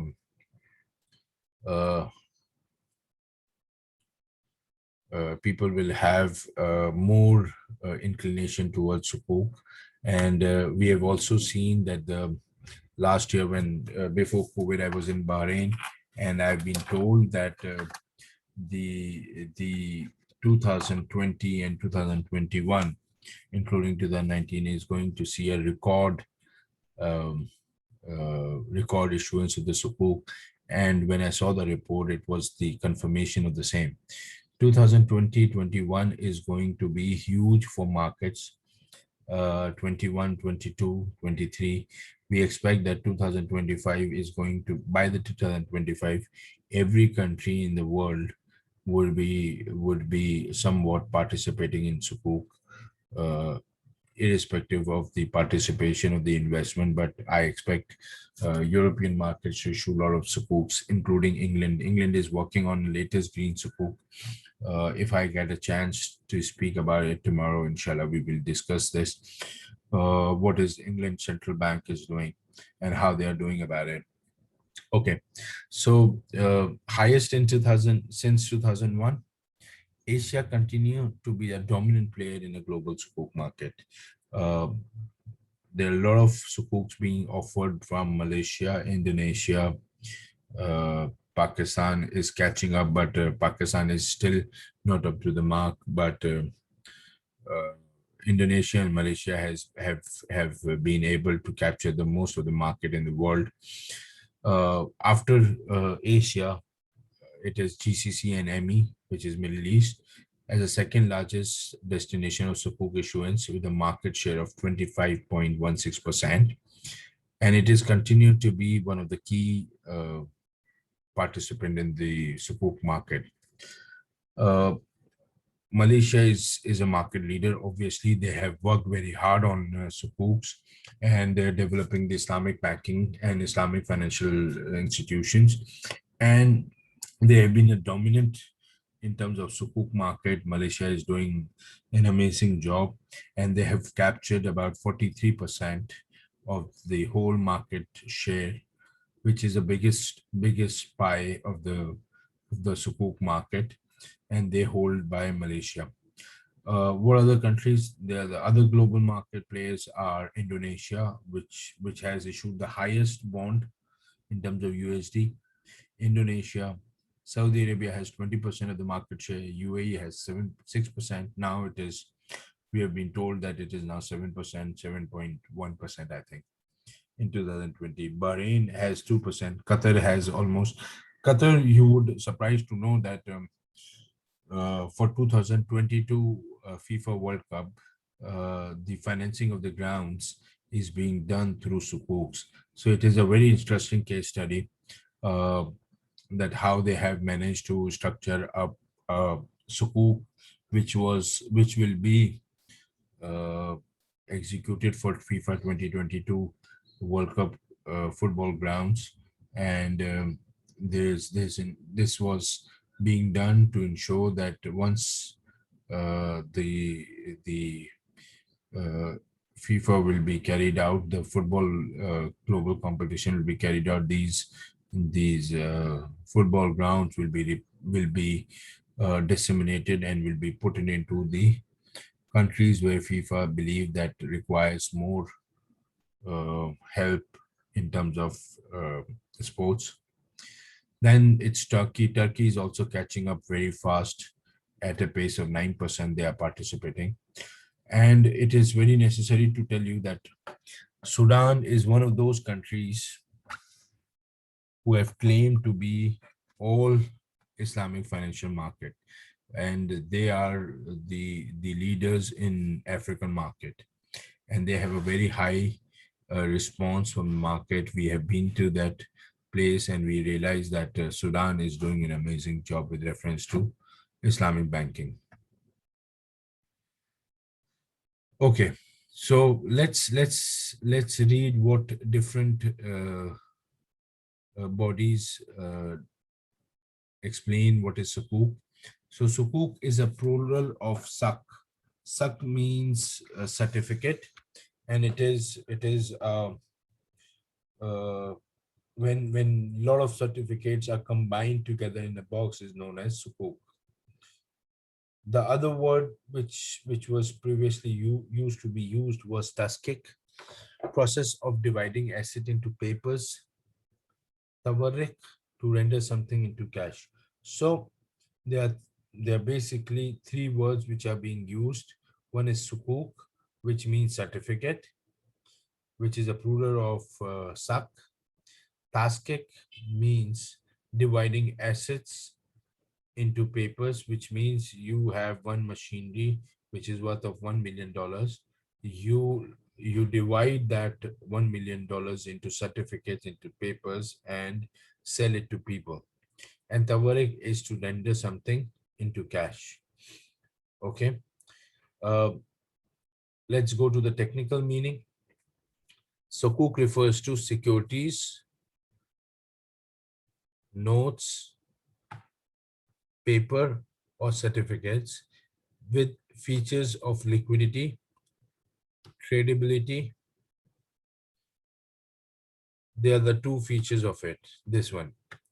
Sukuk refers to securities, notes, papers, or certificates, which has two distinctive features. One, you can liquidate that paper, and you can only liquidate that paper or certificate if they are tradable.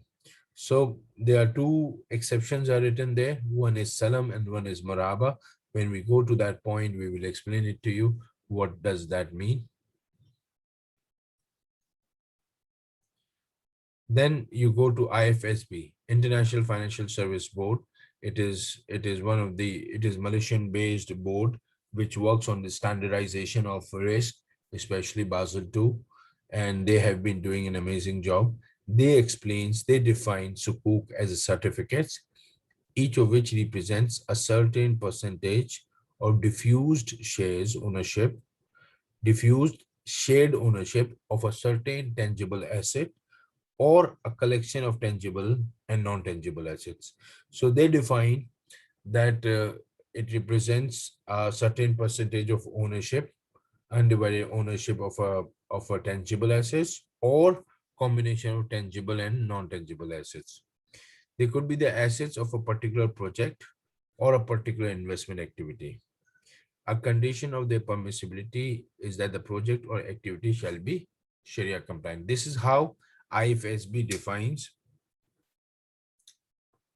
IFSB defines the Sukuk. Security Commission, Malaysia as well as Pakistan has the same definition, and that says a document or certificate which represents the value of an asset. The same definition is being used by certain accounting firms as well, accounting bodies as well. A document or a certificate which represents the value of an asset. Why? Because accountants require to know the investment you are making has a certain value or not. Assets may include financial assets such as receivables and debts, as well as non-financial assets such as tangible assets, usufruct, or services. Usufruct is something uh, which is a usability of a particular product, which is a usability of a particular product. For example, you are giving something on rent, allowing the tenant to use your house or the machinery you're giving on rent for a particular period of time, and after a certain period of time you will decide what you're going to do with that property or your asset. That could be your house, your machinery, your place, your factory, or any other services you wanted to ask someone to use it. For example, car as well. Now, the most important element of Sukuk definition, because AOFE is the auditing and accounting organization for IFI. This organization is responsible to develop Sharia standards for Sukuk and accounting standards for Sukuk. They define investment Sukuks as certificate of equal value representing undivided shares in ownership of tangible assets, usufructs and services in ownership of the asset of a particular project or a special investment activity. So if you look AOF definition and if you look at the IFSB definition, you find a similarity. There is not much difference here. Most of the definitions defined in this slide is same. It's explaining to the same element of Sukuk. What is that? Undivided shares in ownership of an asset. This could be tangible as well as non-tangible. It could be for a particular project or a special investment activity. This is the buzzwords. So let me once again repeat to you so that you guys could remember it. Investment Sukuks are the certificate of equal value representing undivided shares in the ownership of tangible assets or combination of tangible and non-tangible assets.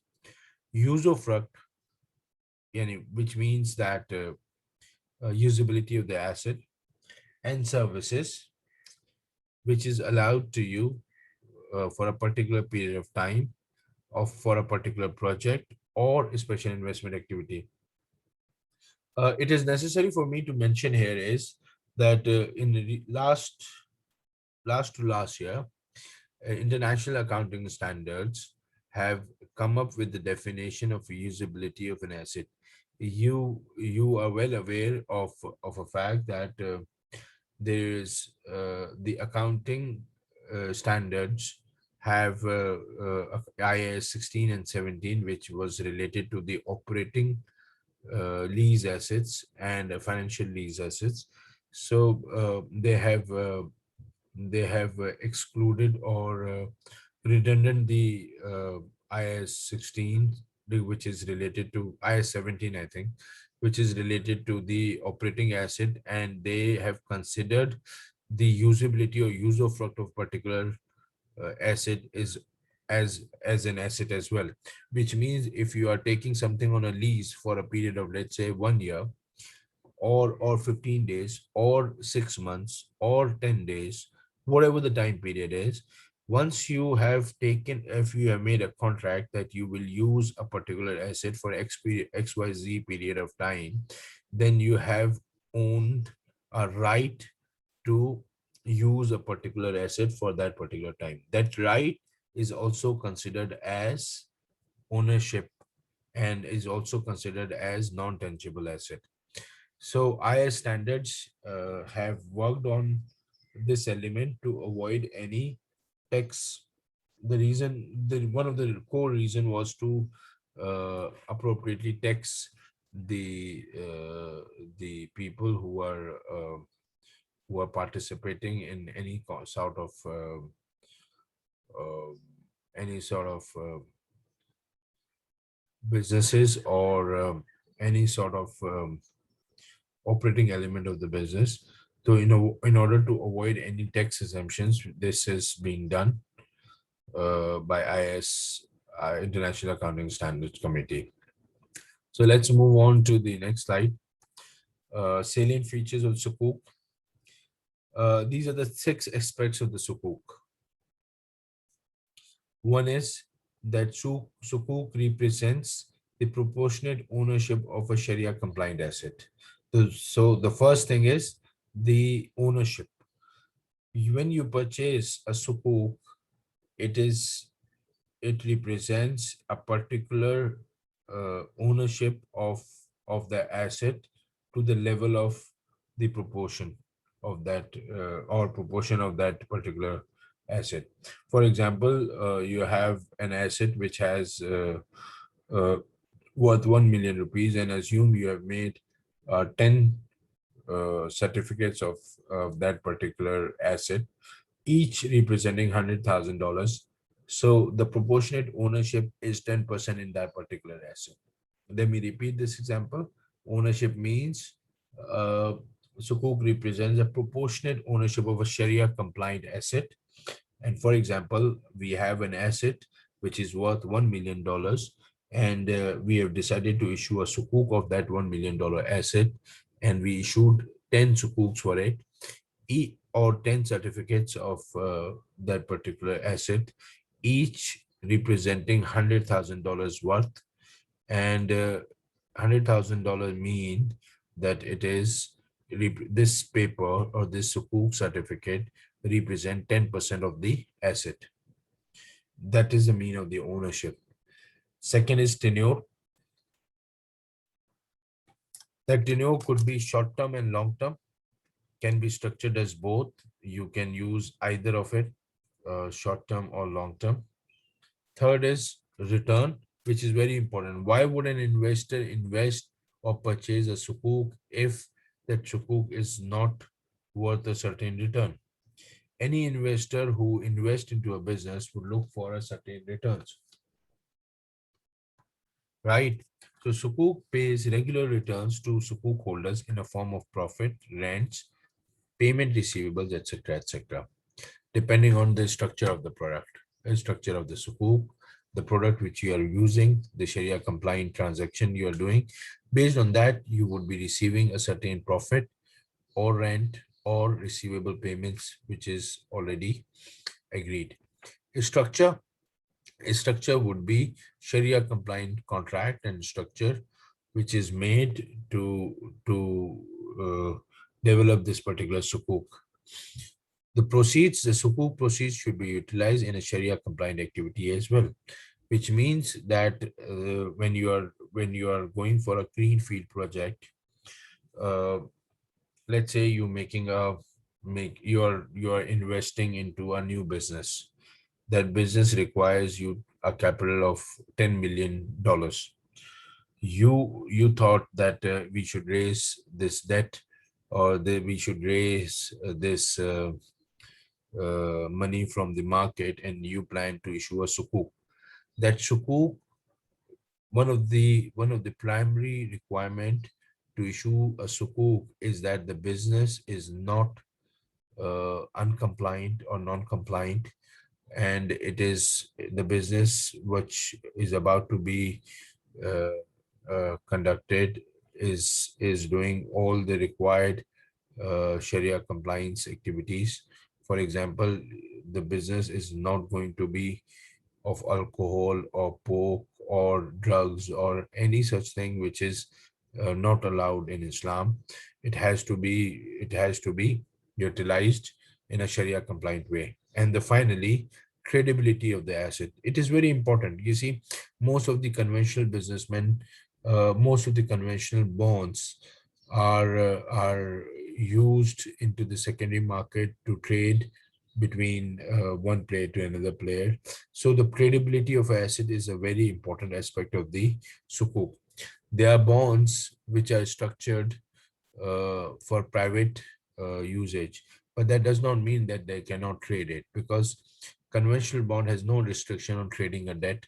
but but on Islamic banking, or when you are doing a sukuk issuance, it is necessary that it has to be structured in a way that when the businesses wanted to liquidate their investments, they can do it. It is requires to be tradable. Profit and payment receivable same? Not necessarily. Someone sent me a message saying, isn't profit and payment receivable same? It's not. See, receivable means that you've already locked your profit and now you would receive it. However, when you talk about profit means that it is necessary. It is not necessary it's going to be the same amount of money. It could be higher, it could be lower. So when it comes to receivable payments, it is fixed and you are supposed to receive only that amount of money. But when it comes to profit, it is going to differ. I give you a very simple example. Let's suppose you bought something on credit and the price was $100, and you are supposed to pay this $100 in about 3 months. Now the price is fixed, and the profit which the seller wanted to include in that $100, let's assume that the cost of that product was $90 and $10 was a profit. Now this $10 profit is locked, and after 3 months when you pay, the $10 will be the $10 received is considered as profit, while the $90 is considered as the product cost. And you cannot increase, you cannot change. However, two people started a business with an anticipation that they will receive $10 profit. But when the year ended, or when the 3 months ended, quarter ended, they made a profit of $25. So the profit amount is changed from $10 to $25. So this is different in terms of pre-agreed, and difference in terms of prefixed of the profit. So let's do a small comparison, comparing sukuk to bonds. I hope everybody has a bit of idea about the bonds. Bonds are financial instruments which is issued in with two perspectives. One is short term and long term, and second is there are different categories. The categories which include treasury bonds, which is used for reserve requirements. A bank usually uh, uh, requires to submit certain amount of money in terms of time value deposit of the banks. Plus, government or central bank issue certain treasury bonds and treasury bills to ensure the monetary policy is being run according to their economic targets. So one is those bonds which is issued for monetary policy perspective, and to manage the liquidity of the market, through banks. The second types of bonds would be corporate bonds, which is used to raise a debt from the market, and the return is fixed in terms of coupon, and you receive a coupon over a period of time that could be annually or semi-annually. This is how it is. And finally, these bonds have certain uh, I would say options available to them, such as callable bonds or puttable bonds. And then there are municipal bonds, which is issued um, by metropolitan cities. And then there are junk bonds, there are restructured bonds, there are index bonds. All these bonds are there.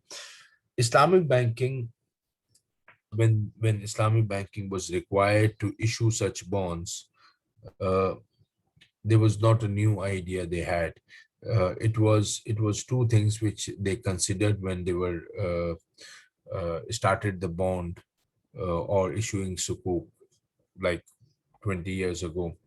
They had only two aspects. One is that the bonds or the sukuk should be more of a conventional bond type, except the riba element should be removed and the uncertainty element is removed, and the profitability is linked to a certain benchmark where people get to have the required profit when they invest into the sukuk market. However, the main difference of a simple bond and sukuk is that the process which is followed and the structure which is required to develop a sukuk or issue a sukuk. It is also necessary to mention here is that when you purchase a bond, it represents a certain debt value, and that value is basically a receivable, because when you purchased a bond from a corporate or commercial organizations or sovereign bonds, which is treasury bonds, when you purchase those bonds, it represents a certain value of a bond, and a certain coupon amount is connected to it. These bonds, uh, both principal as well as the expected future cash flows, can be discounted and can be sold at premium or discount or at par. However, when it comes to Sukuk, the biggest challenge was that the market has a certain element of doing business, how this bonds, the Islamic bonds, can be done and what are the required aspects of this, because the market already knew what is premium bonds, what is discount bond, what is par bonds, what is callable bonds, what is puttable bonds. This was the biggest challenge. So um, the requirement of the Sharia is strict. We have already discussed that riba has to be eliminated. The gharar should not be there. The gambling aspect will not be there. You cannot sell or buy a debt unless it is attached to something physical asset. So we will discuss that in our upcoming sessions. So let's read the 6 comparisons. These are the basic comparisons, and I have already laid down a basic understanding of sukuk and conventional bonds. I hope that you guys have a bit of idea about bonds. If you're not, I'm willing to explain it to you. Only if you can tell me that you have understood if you have a good understanding about the bonds. So when a bond holder, this bond is uh, when you have that a bond in your hand, means it represents a certain cash flows which could be discounted after a certain period of time, and it is the certificate of a bond is basically a receivable claim on to the originator of the bond. Sukuk, however, holds certain assets. When you have undivided share of a particular asset, then your investment is directly connected to a particular asset or a receivable or partnership element of the business. So if you are investing or purchasing a bond, it has certain asset backed or asset based uh, uh, sukuk, and based on that you can directly link your bond undivided share to a particular asset. Bonds usually have a simple loan contract and it creates indebtedness. That's it. In comparison, Sukuk have a variety of contracts to create financial obligations between issuer and investors, which includes the following: sale, lease, equity partnership, joint ventures, etc. So there's the real aspect of the business. It's not something which is speculative nature of the business or represents only a loan which is required to be made when the maturity arises. This sukuk also has certain risks which we will discuss in our later sessions, probably not today, tomorrow, inshallah. Returns are linked to a profit element in built in the sale, lease, or partnership. So there are three aspects: sale, lease, and partnership. These are the three aspects where a business can, uh, deal within. So you can do partnership, which is more preferable, then lease, and then sale. Sale is something which is a receivable and it is done through Maraba or Salam or such products, Musawama. But lease and partnership is more preferable mode of sukuks. In comparison, bonds have interest linked, and it is irrespective of the business activity, the interest payment is to be required.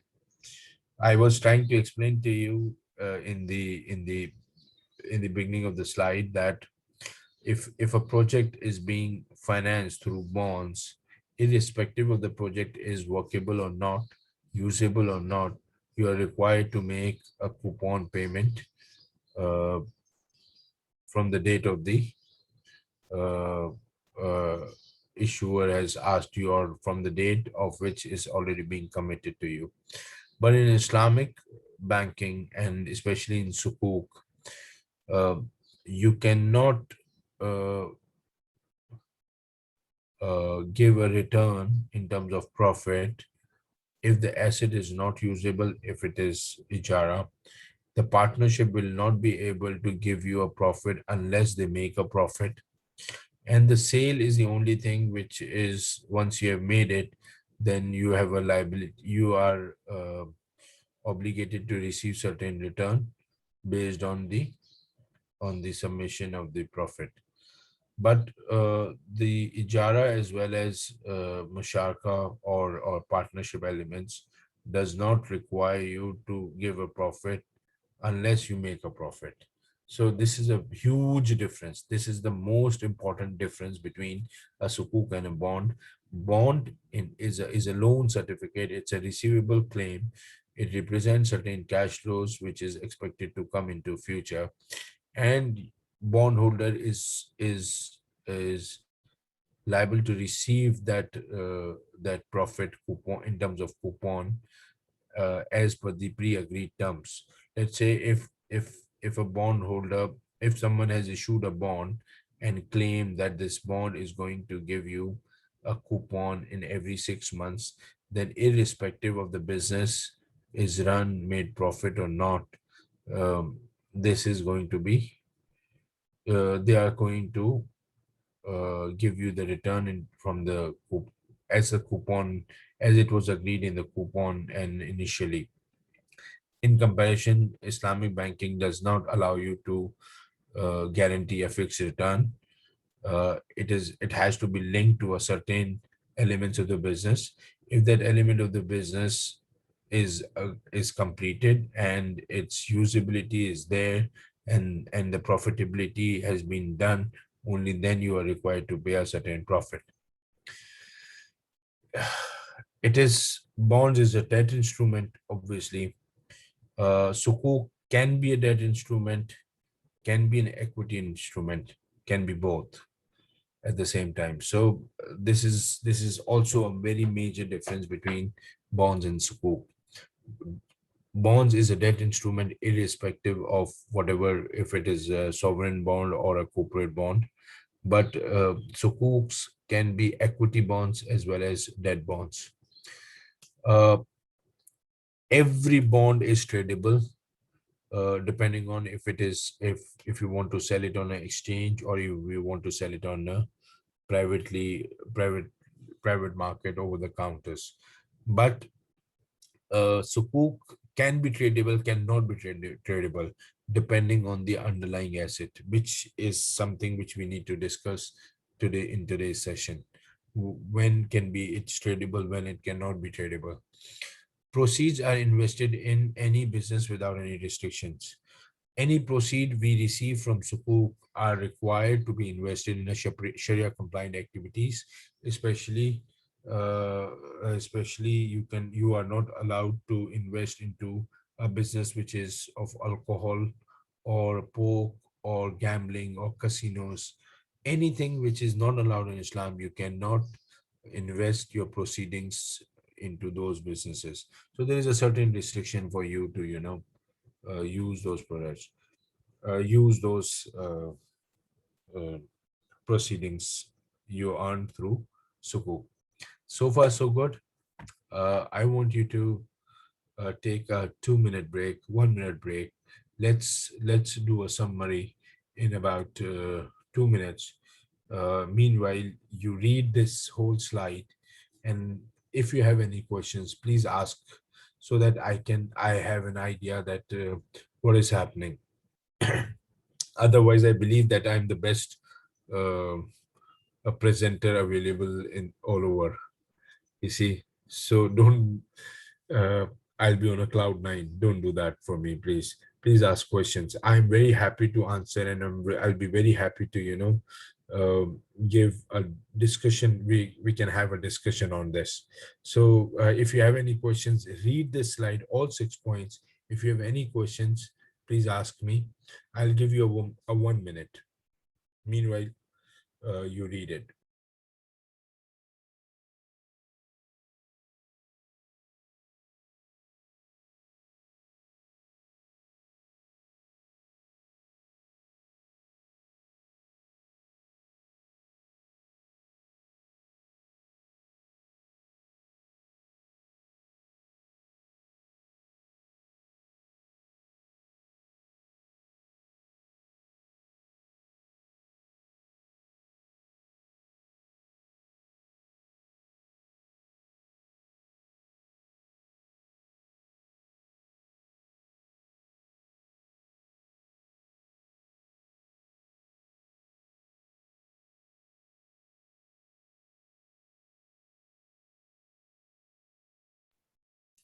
No questions so far?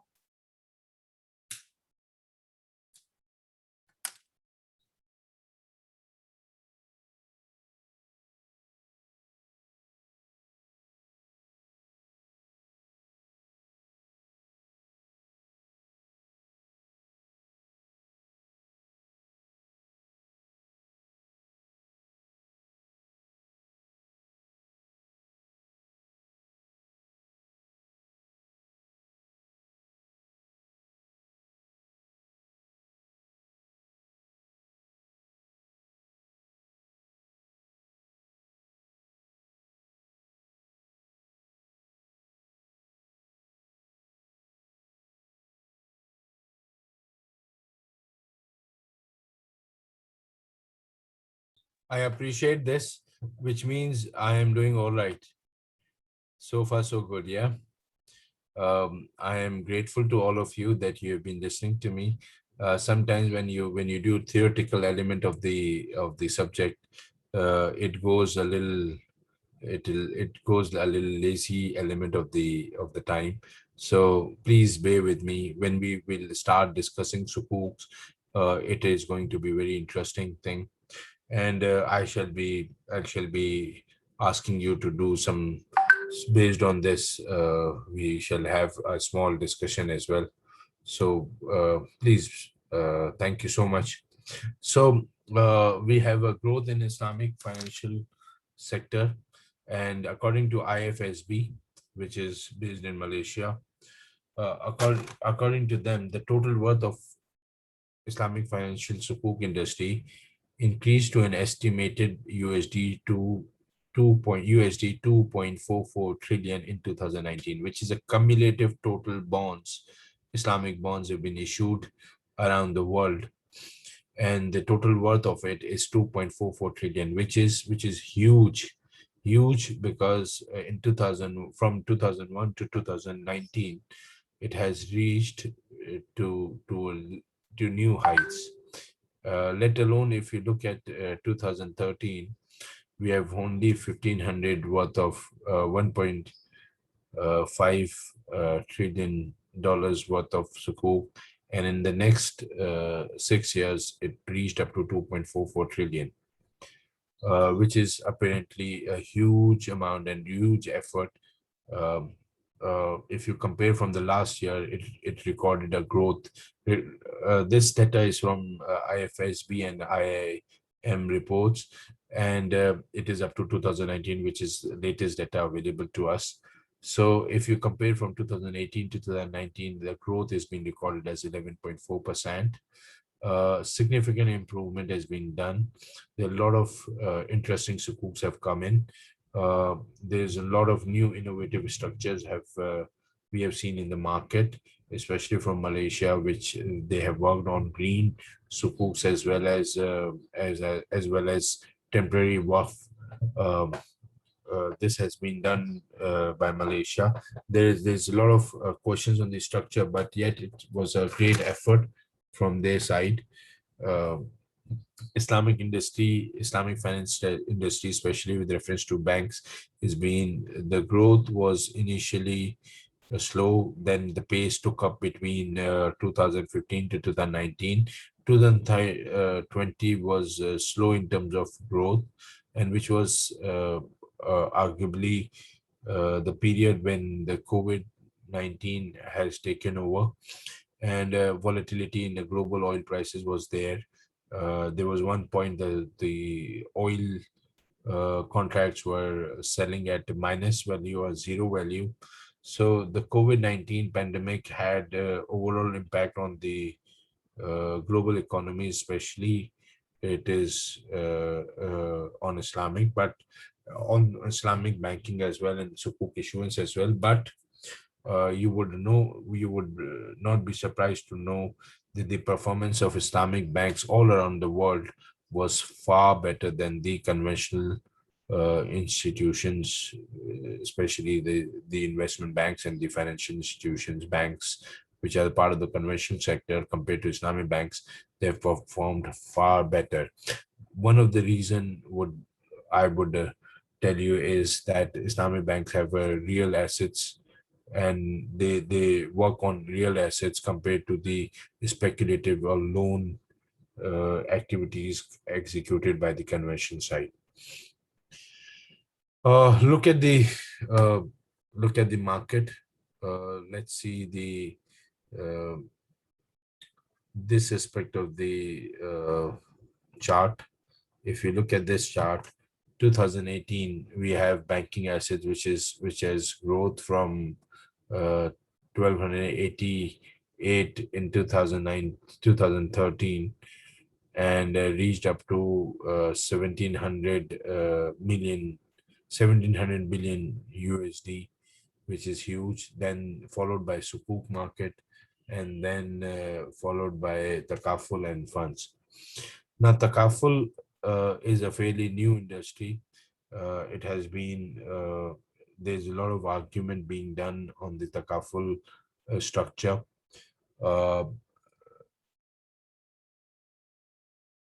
Unlike AOFE has developed standards of all the products, and they've been continuously improving those products, taking a lot of views from the Sharia scholars, and they're trying to improve to reduce the speculation aspect of the market and any non-Sharia compliant activities as well.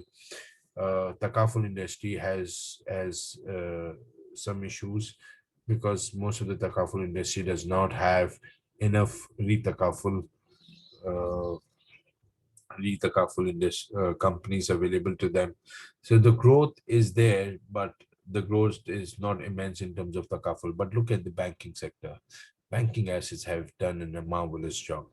Banking sector has proven that they have the potential, because you see, when we talk about businesses and investments, you guys, uh, I believe, are mostly participate from the market part. Most of you are market participants, and you belong to a certain investment groups who are making an investments into the market.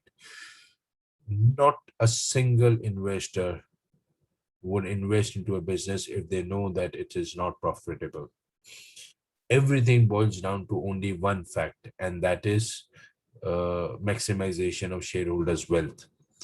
If there is not a maximization of shareholders' wealth, not a single CEO, not a single agent of the business will invest into that business, right? There is, at the end of the day, it is a return that matters. Islamic banks have proven the fact that they are better performer, their growth is far better, and they are resilient in terms of the crisis. You see, the COVID pandemic, Islamic banks had a far better results. 2008, when there was a subprime mortgage issue, uh, Islamic banks were largely unaffected by that financial crisis. Why? Because of the fact that they were the most stable. They did not had any speculative assets, and their assets were real assets, and their performance is far better. If you look at, uh, if I wish I had a data from 2005 to 2020, you would have seen that from 2009 onwards, the growth has been immense. Look at this. Uh, uh, the chart which is based on the sukuks, and I would be happy to show you this chart. Look at this chart, and how the market participants have been able to contribute. GCC countries have $854 billion assets in terms of banks, but sukuk, look at it. GCC has $204 billion of worth of assets in terms of sukuk. Southeast Asia has, which include Indonesia, Malaysia, Pakistan, Bangladesh, and other parts of the world.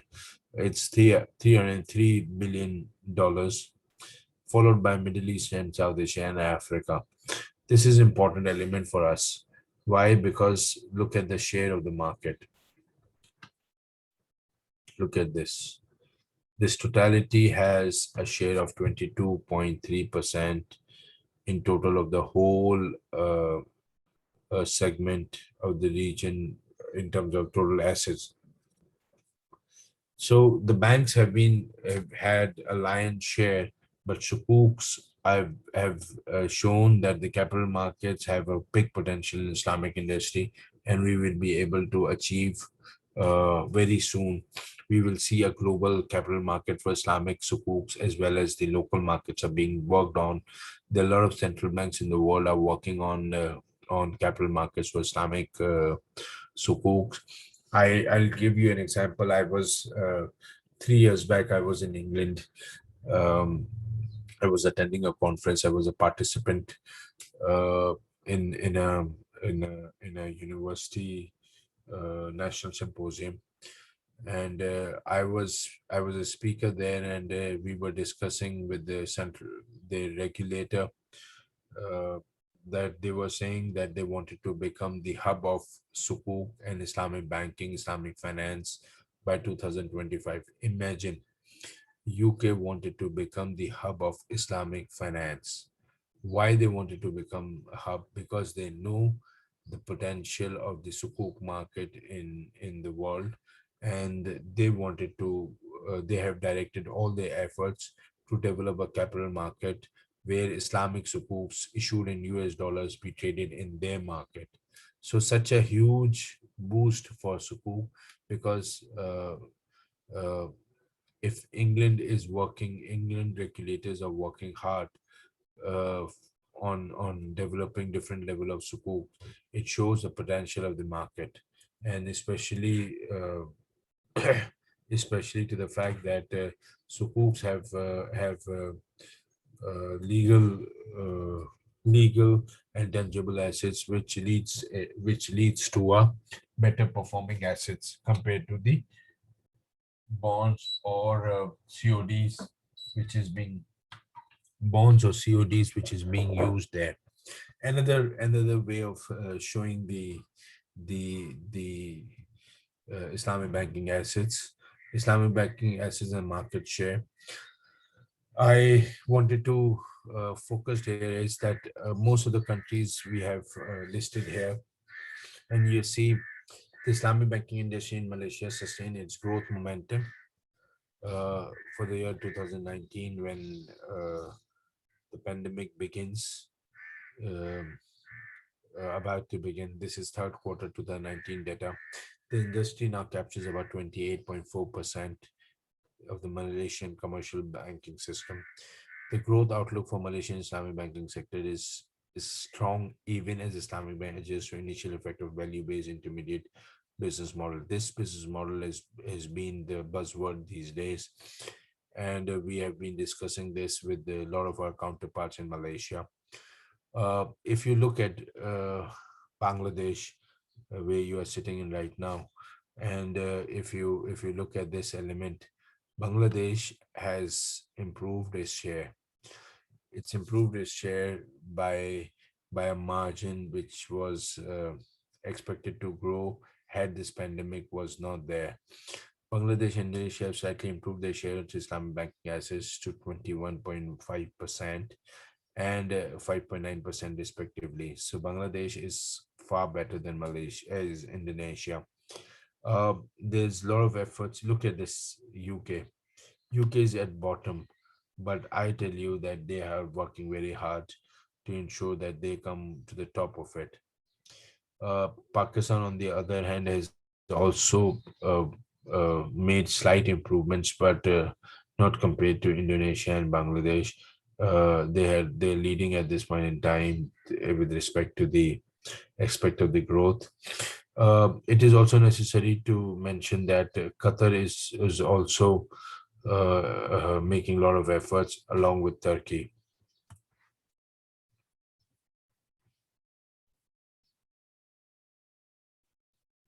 Okay, I'm moving into the next slide. I'm supposed to have break in about 2 minutes, but I can, if it is okay with you guys, I would take 5 minutes extra from you guys.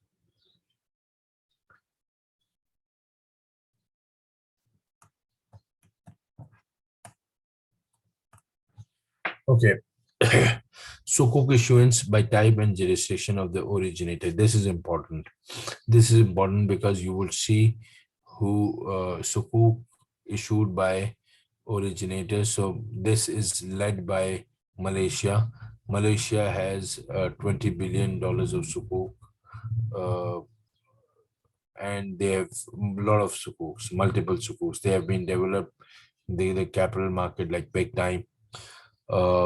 If you see, corporate sector of Malaysia is leading by far, followed by Turkey, UAE, Saudi Arabia, Qatar, Indonesia, Kuwait, Iran.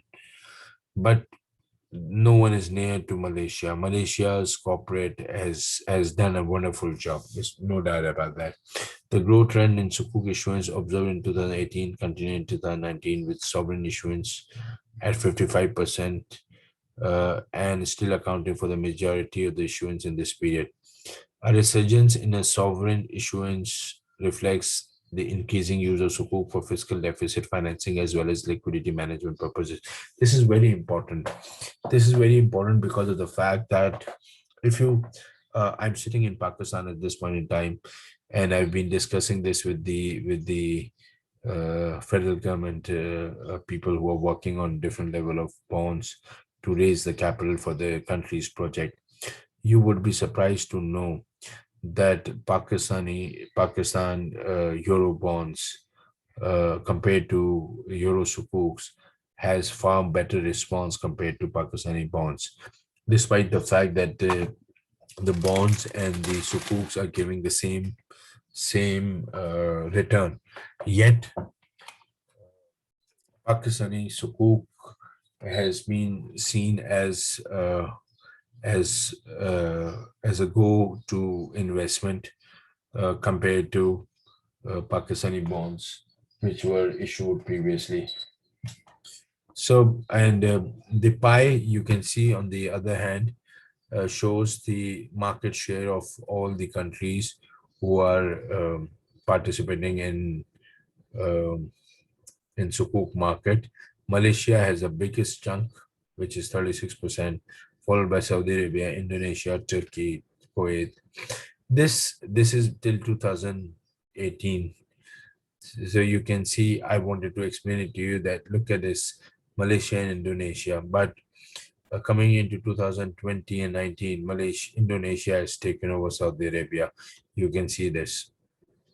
You can see this, and you can look at this.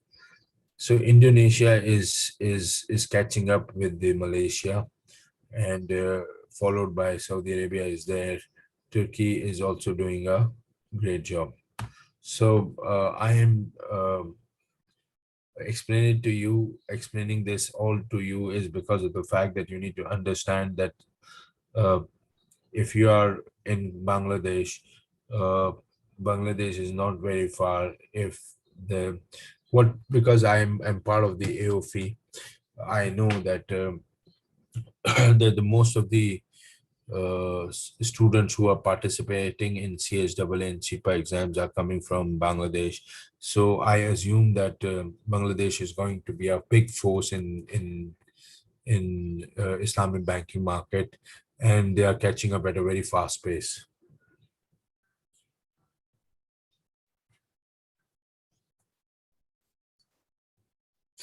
This is again same global super issuance, and I've already mentioned it that in 2019 we have issued 145 billion US dollars sukuk. So and the growth is 18.32%. The sovereign sukuks. Look at this. This is important. Indonesia in the global market is considered to be the world largest sovereign sukuk issuer, US denominated. They have issued the highest number of international sukuks worth of 18.15 billion US dollars, followed by Saudi Arabia, which they have issued 13 billion dollar USD. Emirates has 8.2 billion USD international sukuks. Malaysian government has only 7 billion, followed by Turkey 6.25 billion.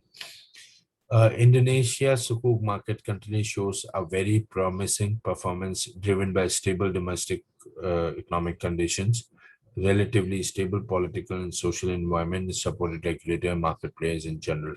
It is important to understand that any investor who is investing in the market would look for those stabilities and the favorable conditions so that they could invest into the particular market. Indonesia has a highest sovereign bonds, and it shows that the investors have a very high reliance on Indonesian sukuk, especially US dollars denominated. So Pakistan is also catching up. They capture a share of 6% of the overall market. Um, I have been told that very soon Bangladesh is also bringing 2 sukuks into the market. Anyways, we will be discussing in section 3 about the sukuks and the key elements of the sukuk structures, and that is going to be the most interesting topic of the day. So let's hope to meet in about uh, uh, the break we have.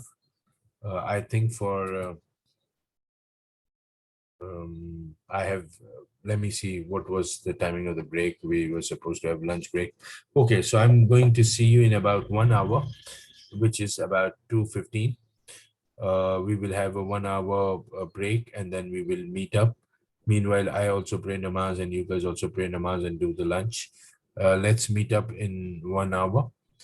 Thank you so much. I'm grateful to you guys. Let's have a question answer session once you will be back, and then we can take it from the section 3. Jazakallah khair. Thank you.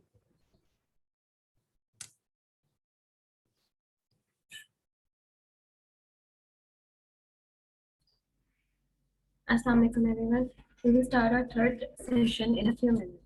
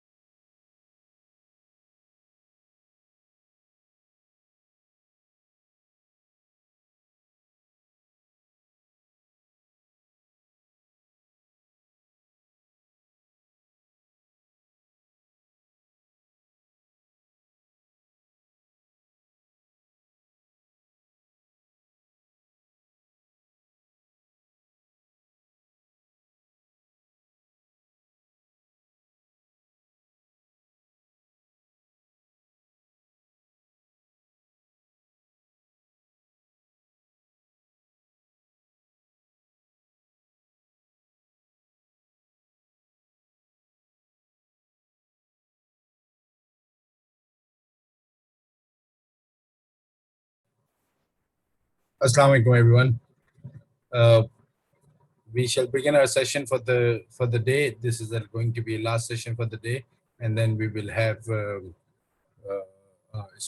discussion with the Omar Mustafa Ansari Saab, who is the Secretary General of AOFI. And let's begin our structures point of view. The session based on the structures point of view, and this is going to be a session where you would be required to participate uh, in a in a way where you would be required to give your feedback, what you have understood, what are the points which we need to be pondered into. So let's begin the session. Uh, Give me just 1 minute.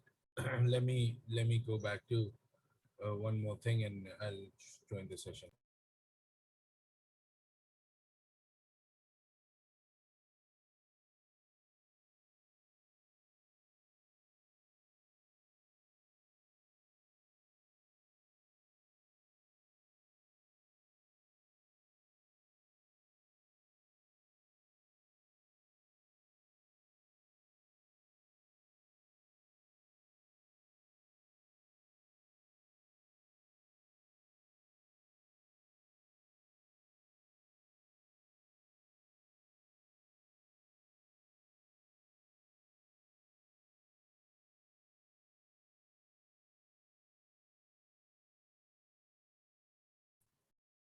Okay, guys. So apologies, I had to attend something.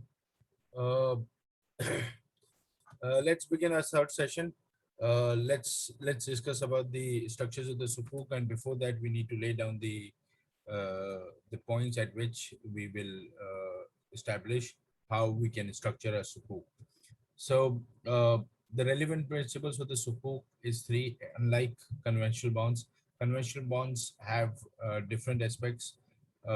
They would be looking at the projects only, but there are additional requirement for the Sukuk, and based on the Islamic Sharia requirements, Sharia principles. So the key principles of some of the financial structures developed for the sake of the Sukuk is that charging and receiving of interest riba is prohibited, which we have already established. The underlying Sukuk asset must be Sharia compliant, which means uh, there would be no business in which we can participate, which is prohibited in Islam. For example, uh, alcohol, uh, pork, guns, uh, casinos, uh, any business which involves in uh, action task force requires us not to participate, like money laundering sort of a business, or business which is related to prohibitions of Sharia. It is also necessary to mention here is that there are businesses where interest income is a part of their business. There we need to also consider the fact that these are not included in the business, and if it is there, then the Sharia screening criteria will be implemented.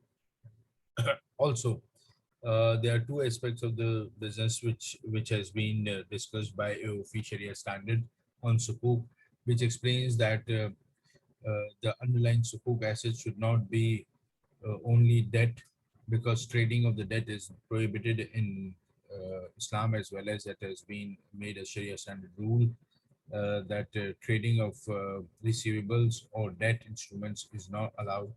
Any organizations whose the general business is um, compliant, Sharia compliant, however, they have some other incomes which is coming from the interest based investments. Then you need to look into the perspective that it should not be more than 5% of the total profit, and that 5% has to be purified. It is also necessary to understand that sukuks, when they are combination of debt instruments, then or receivables, or considering a receivable, then in that case you are required to have a fixed asset which is more than 51% by some scholars. Uh, some scholars in Asia, especially in Asia, our scholars from Hanafi side also allow this 51% to be reduced to 33% as per the Sharia screening criteria. Few scholars go to a point where some of the fixed assets can be attached to debt instruments or receivables, and we can transfer, or we can be eligible to uh, trade this in the market. So there could be a combination of fixed asset which is as low as 10%, uh, receivables and cash, and the excess value of the tradability or the price of the tradable assets or sukuk can be used in a perspective that excess amount is based on the fixed assets and the rest is at par. It is a very important concept. You see, this is based on the Sharia scholars you have on board with your organizations. The viewpoint matters a lot. Also, the central bank Sharia supervisory boards, if it is there, their point of view would also matter. Plus, plus, it is also necessary to mention here that if these are international bonds, then you wouldn't require to have an aspect which is acceptable to all the Sharia scholars around the world. So these are there are a lot of considerations when you're discussing sukuk. So we will be discussing few more points in future in slides which are going to be used further. And the third aspect of principle of issuance of the sukuk is to avoid uncertainty, which I've explained that minor uncertainty is okay because every business, every transaction has some level of uncertainty, but excessive uncertainty which results in the conflict or has absolutely no uh, uh, uh, point where you don't know the end result of that particular transaction is not allowed. Speculation, myself, and exploitation of investments and exploitation of ignorance is not allowed. These are all the prohibited aspect of uh, of the relevant requirement in the structure of Sukuk. We are of a view that all these aspects are covered, and all these aspects have to be covered when you are devising a strategy related to Sukuk. Okay, now we need to know the origin of the Sukuk. The Sukuks have been there for a quite long time. The Sukuks have been originated since the classical Islamic period from 700 to 1300 AD, during which papers representing financial obligations originating from trade and other commercial activities were issued in conformity with the Holy Quran verses, uh, which explains that when you deal with each other in transaction involving obligations in a fixed period of time, future obligation in a fixed period of time, reduce them to writing. It is more just in the eyes of the God, more suitable as evidence, and more convenient to prevent doubts among yourself. It is necessary to understand these holy verses, and the Quran explicitly explains you that every Muslim, when they are dealing with each other, put everything in black and white, so you are in a position to understand what is required of you and what are the obligations you have, and you would not be able to uh, have any doubts among yourself that what is happening during the period. During the classical period, a sak, which is already explained to you, is a sukuk is a plural of sak, which literally means instrument or deed, which is used as a legal form of document to represent any financial liability. So this is basically basically used in the origin of the period. I would further go on if you let me explain it to you that uh, the sukuks were developed in modern times. Could be dated back to 1991, I think. Uh, there is an organization named Islamic Conference of Islam International Islamic Fiqh Academy, an academy for the advanced study of Islam based in Jeddah.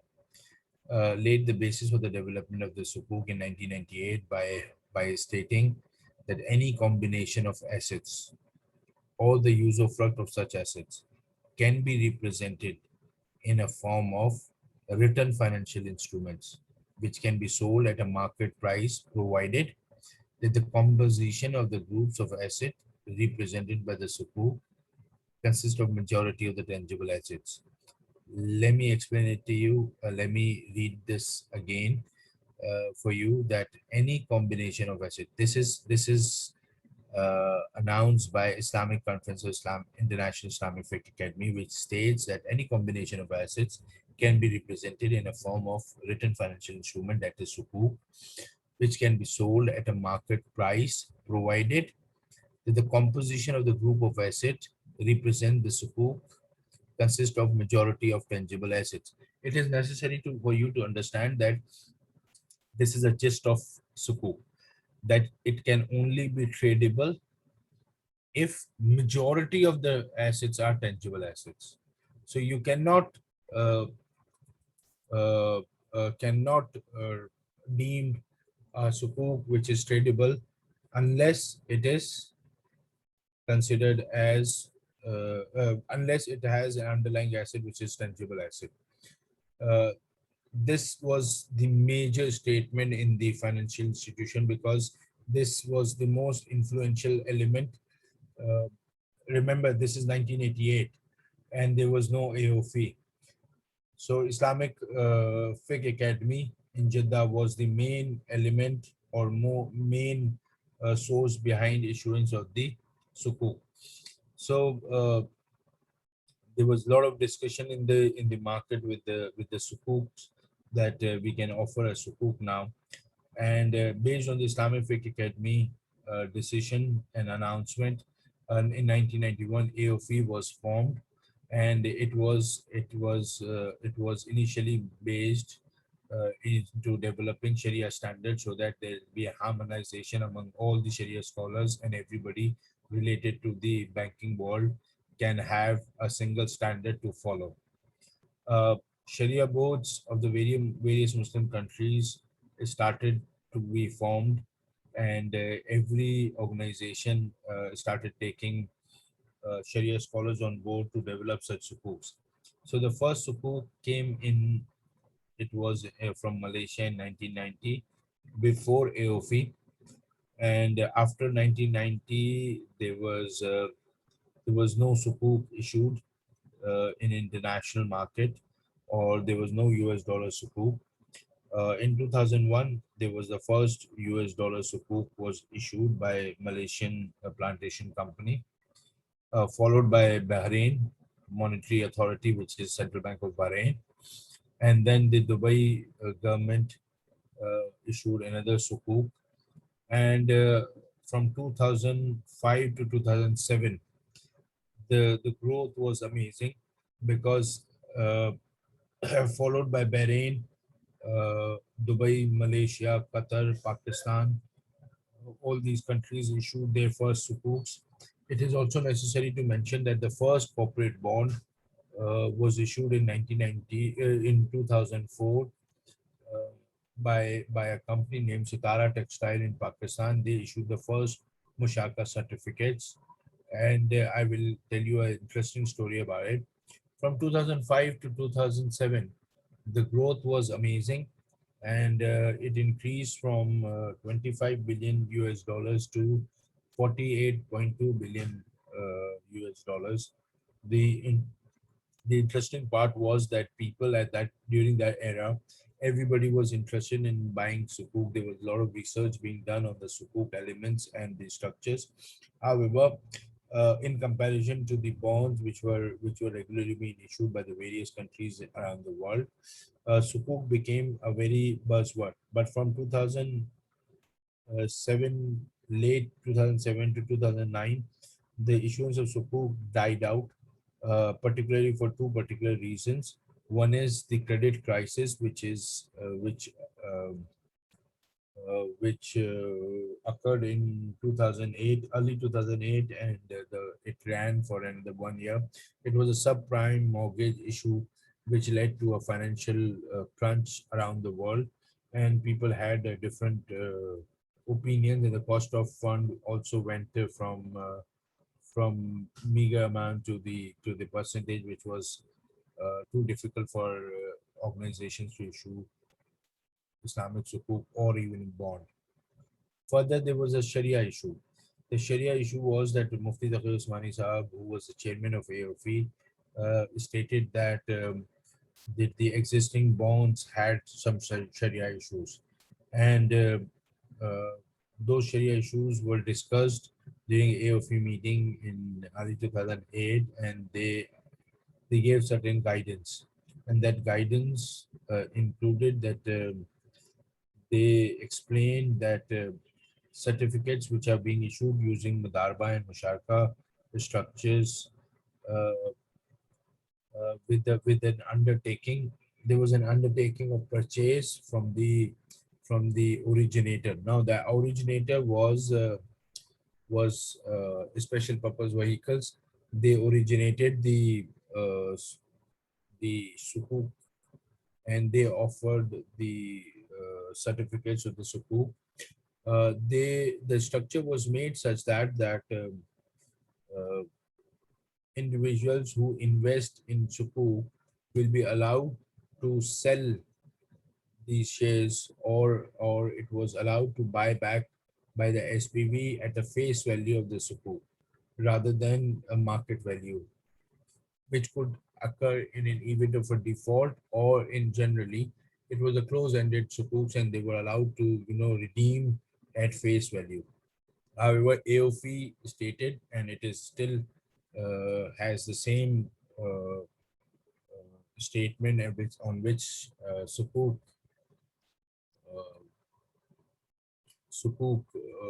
standard is based on, is the fact that the Sharia required the undertaking should be.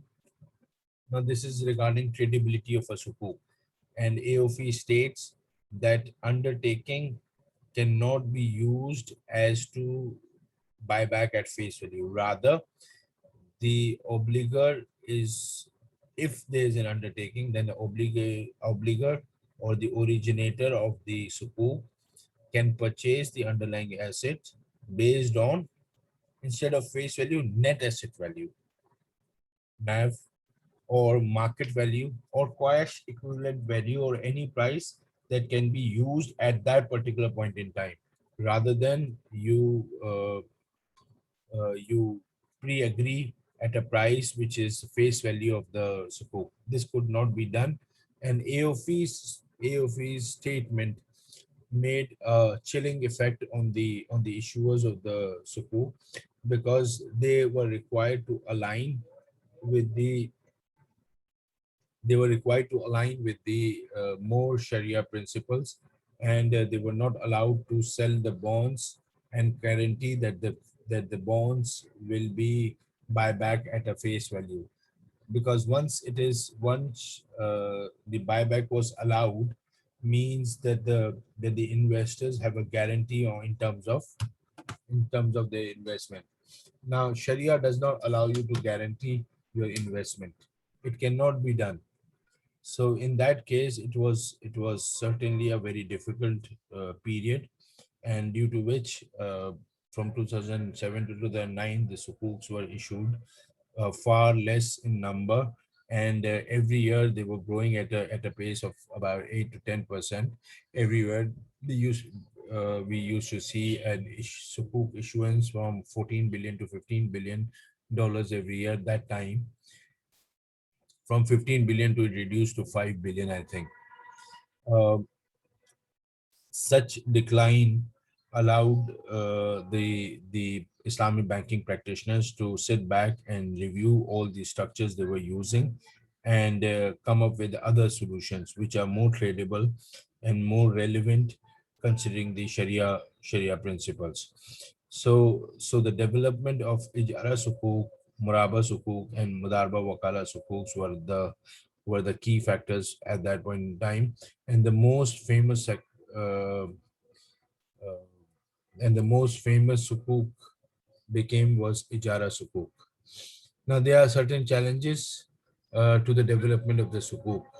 One of the challenges is, apart from Sharia, which we have already discussed, there were three main issues. One was a legal regime. The country in which these sukuks are to be developed and issued requires certain legal legal challenges, including development of a special purpose vehicle. So initially, the special purpose vehicles were made outside the country, especially from Cayman Island or Bahamas Island, where these SPVs were made, and the underlying assets were transferred to those SPVs, and they were the one who were required to originate the structure and the issuance of the sukuk and redemption of the sukuk and the profit disbursement. Everything was done through SPVs. So legal regime was the biggest challenge, and it still is one of the big challenge, because all the countries who are participating in sukuk industry or issuing the sukuk structures, sukuks requires to have certain legal requirements which will be covered in their particular law.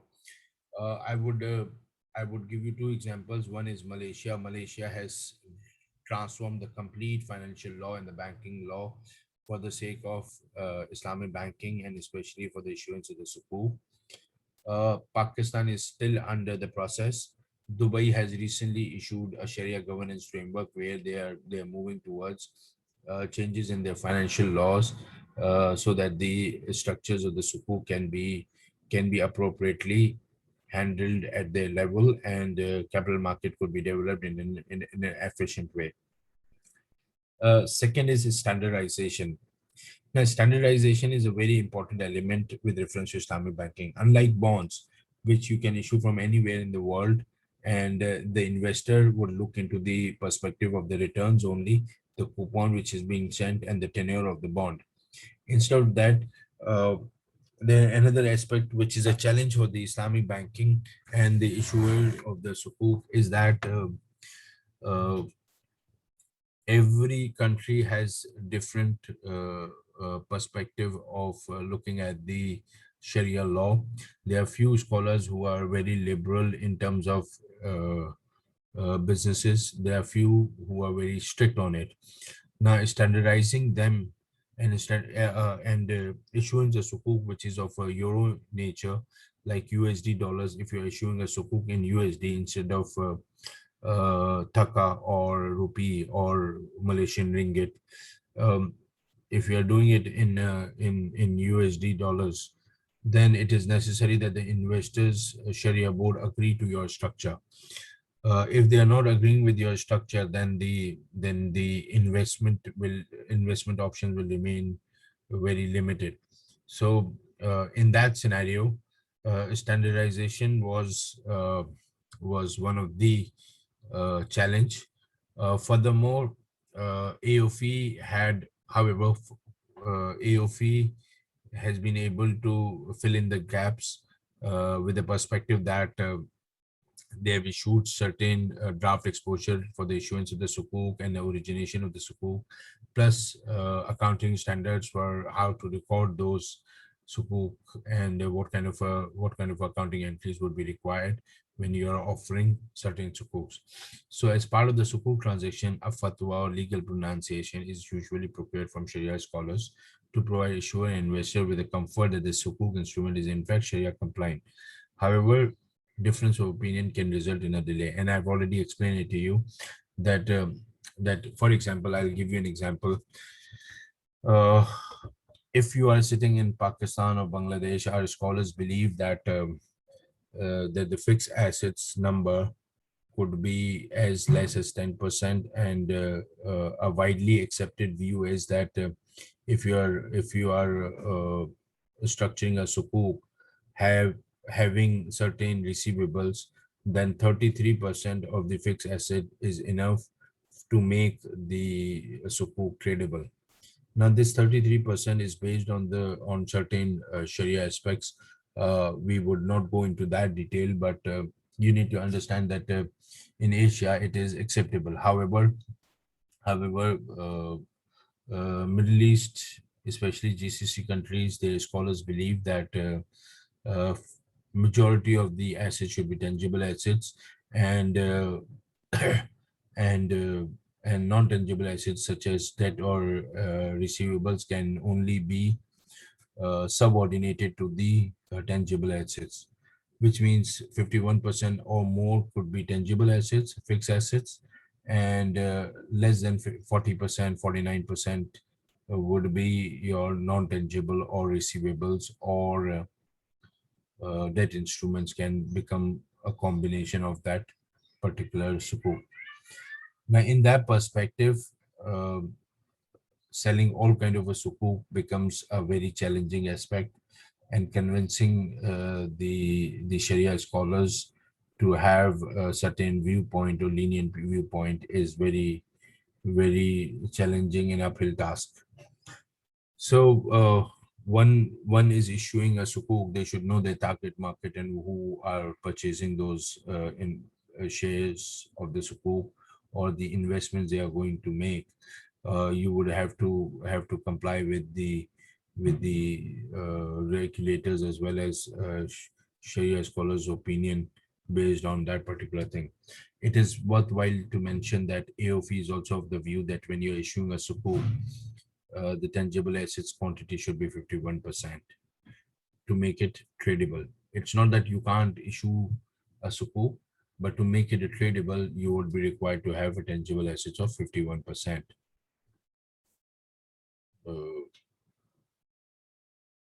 There's my presentation.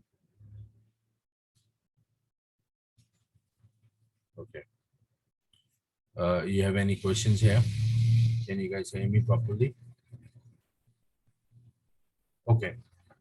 I think the voice is clear.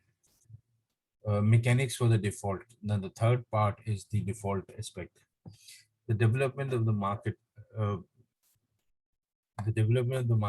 Mature market requires the sukuk investors understand their rights and remedies in terms of default scenario. This is the most difficult aspect for the sukuk originators, because you need to understand that in bonds you have a direct access to the company, and you can take the company to the court because they are debtor to you.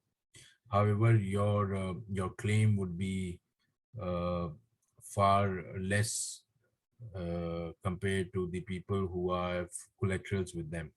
So you would not be senior debt holder, but you still be a debt holder. But when it comes to sukuk, there are assets attached to it, and your access to the particular asset is limited. Your access will be limited to those particular assets. Most sukuks are in the market are designed to treat stock sukuk holders the same as holders of the conventional unsecured bonds, and will be treated in a restructuring or in an insolvency. However, this is not the case with the sukuk recent times, because these sukuks structure requires you to have asset backed sukuks rather than asset based sukuks. So asset backed sukuks are comparatively rare, where you could challenge the company to give you the asset or liquidate the asset to settle your debts. I want to go further, but I want to know what we have discussed. Are we be able to have a bit of understanding here or not? Because these are the laid down rules which you would need to understand when we are talking about sukuks. The three aspects we have discussed so far is a legal regime, which is related to a special purpose vehicle and the rules and regulations of the land, a standardization based on the Sharia scholars' opinion and the market you wanted to target. You need to look into that perspective, and mechanics of the default, because these are the something which is very important for the investor perspective. If investor is not happy with the mechanics of the default, they might end up not investing in your Sukuk. Summary of the Sukuk structures. I've already explained it to you, the origin of the Sukuks, and I've also explained it to you that there were two academies. One is Islamic Fiqh Academy, Jeddah, and the other one is AOFI, who have issued various statements regarding the Sukuk. And in 1991, when AOFI was formed, the purpose of the AOFI was to standardize the Sharia requirements for each particular product and the issuance of the Sukuk as well, so that a standardization could be achieved. So in recent times, the popularity of the Musharka assets and Mudarba assets have declined this regular basis because of the fact that buyback at the face value was gone. You were supposed to buy back at the net asset value. So and I have already explained it to you, the AOFI statement regarding the restrictions being put in on the buyback. What you can do is you can purchase the assets on a face value or a cash value or market value on that particular day when you are redeeming your investments. The entity seeking to raise finance will typically incorporate a wholly owned financial intermediary. That is what you call a special purpose vehicle. Why do you need a special purpose vehicle? There's a multiple reason behind this. But before I go into it, I want to know if you guys are there and if you guys have been able to comprehend what we have discussed so far. Please give me your feedback so that if I'm going fast, if I'm going slow, because your feedback will make me decide how I'm going to shape up the rest of the 30 slides in the next 2 hours.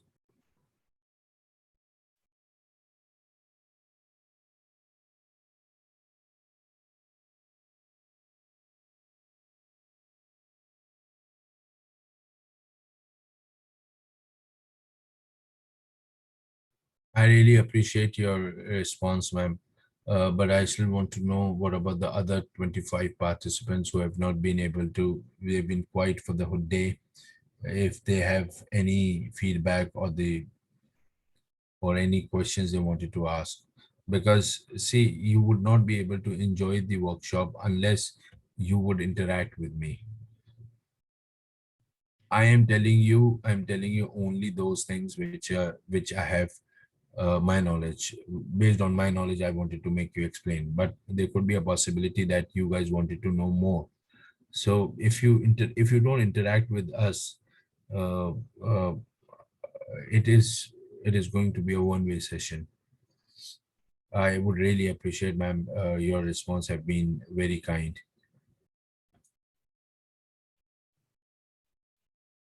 Is Sirajul Islam there?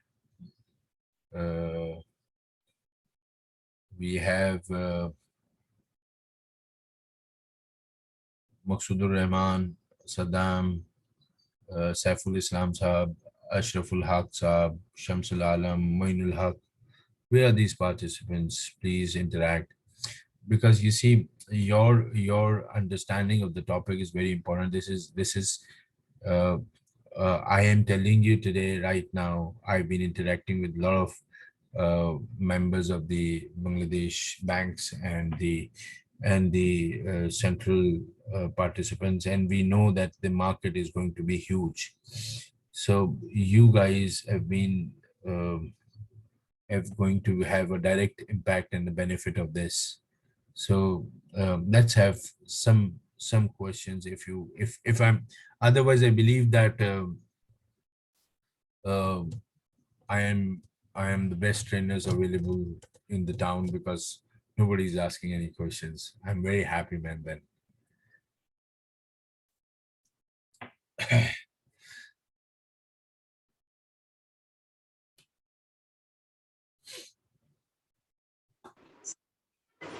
May I ask a question? Please do that. Yeah, thanks. What is the settlement period of Sukuk type bonds usually happens in the market? The settlement period, is it T+2, T+1, or how it is done? What I've been to understand is, apologies, I muted myself. Uh, uh, what I've understood based on your question is that if you are going to sell your sukuk in a secondary market, what would be the settlement date, or it is only that your question is limited to that, or your question is also based on the fact that sukuk, how long the sukuk can be issued for? Both. That would come next. That would be my next question. Okay. Please. Uh, the two questions you have asked me is, one is regarding the like bonds. Sukuk can be issued in both forms, short term as well as long term.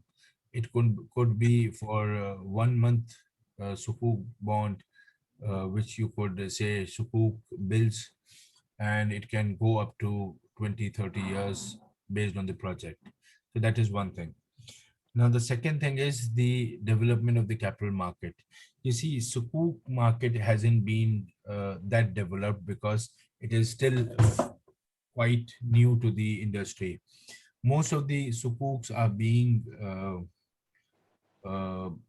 kept by the initial buyer of the bonds because of the fact that they wanted to keep those bonds and use for their statutory reserve requirements. However, if you want to sell, Who are the initial buyer? I'm sorry stopping you. I just want to be clear. Who are usually the initial buyer? Like in case of equity securities, there are issue managers. So in this case, who are usually the initial buyers? okay, the international bonds are generally bought by recent. I'm talking about the recent 5-6 bonds which are issued by different part of the world. Most of the buyers are generally big funds who are looking for a long-term pension buyers. Pension funds generally are interested in buying those long-term sukuk funds. Apart from that, there are a lot of financial institutions such as banks and insurance companies have been buying sukuks. They are taking quite interest in it. Uh, in Pakistan, there are a lot of banks who have been buying those sukuks because these are SLR eligible bonds and sukuk. So they use SLR, these sukuks for SLR requirements. I understand. They'll be, then Eligible this is investment. going to be segregated. This is going to be segregated in two parts then. One is those bonds which are used and are issued for the purpose of monetary policy. And then there are bonds which are issued in the international market to develop sukuk market as well as to raise capital for a particular projects. Like England is issuing sukuk bonds because they wanted to develop a capital market in their country. They could have easily raised funds through bond market, but they are issuing sukuks, and there is a recently they are also working on a sukuk which is based on the rental project, and the purpose of the sukuk is again to raise the capital as well as to develop a capital market in UK. There's the tradability of the sukuk is generally being done through from financial institutions to another financial institution, which is generally, if you're based in the same country, can be done within a day. But a large chunk, if you wanted to buy from an international buyer, it can take up to 2 days to 1 week, based on the contract and the agreements you have made with that financial institution. If you're sitting in Bangladesh and you're buying something from England, it can take from 2 days to 1 week max. Okay. Any other question you have? Okay. Am I No. Thank you. Yeah. Yeah. Thank Can you. you Thank you. can you please mute the call so that we can carry on with some other participants as well. Sure. Sure. Thank you. Okay. So I was saying, thank you, sir, for participating, and I'm very grateful that you have asked that question, because a lot of people wouldn't be able to understand what is T+2 settlement. Let me explain it to you. What is T+2 settlement? You see, when we're doing equity transactions in our stock market, we are required to execute a transaction. So when you go into the stock market and execute any transaction and you purchase a share or you sell your shares, the settlement is done on the day from the day to another 2 days. It takes about 3 days. That is why we call spot plus two or T+2, which means on the third day you will have your settlement done. Uh, this is usually course. There are also countries like UK and US where it can be done on spot or T+1 as well. So it is a different mechanism based on this IT systems we have in our countries, using which we can do cash settlement as well as the share settlement from depository companies. uh, Summary of this Sukuk structure is, and recent time, I've already explained this. The entities seeking to raise finance would typically incorporate a wholly owned financial intermediary. This is very important. Why an SPP is developed, SPV is developed? Why do you need a special purpose vehicle? The special purpose vehicle has a specialized job. The specialized job is that when you're doing a Sukuk issuance, and you have an asset underlying for that particular sukuk, what you do is SPV takes that asset from the company and put it on their books, so that if in case of a default, they will have an access to those assets immediately. Uh, Thank you so much. But we just fired up the session, Vinay, but we will try to close the session and continue tomorrow, inshallah, if something is left, because this is where we have jumped into, got out of the pool and jumped into the sea. Uh, okay, the SPV will then up. What I need to explain it to you is that once you made an SPV will become the originator of the sukuk. They will issue the sukuk. They will become the trust of the assets. They will become the trustee of the assets. They will become the responsible agent for on behalf of the sukuk holders, who will receive the rental payment in terms of quarterly or half yearly or yearly payments. And it will become a most important factor for communicating between the originator as well as the holder of the sukuk. So what are the considerations? These are the 5 considerations, which is one who is the issuer of the bond should consider. One is the title, transfer of the title. It is, you see, unlike bonds, where the company issue a bond based on the performance or based on the projects they wanted to invest into, and they wanted to raise a capital because uh, debt instruments are cheaper. Debt instruments allow you to have tax benefits. So what they do is they issue a bond, and then irrespective that project is successful or not, they will be servicing the coupon payments. However, when you talk about Islamic banking, it is already being established that the Islamic banking is based on the assets. There is an underlying assets all the time.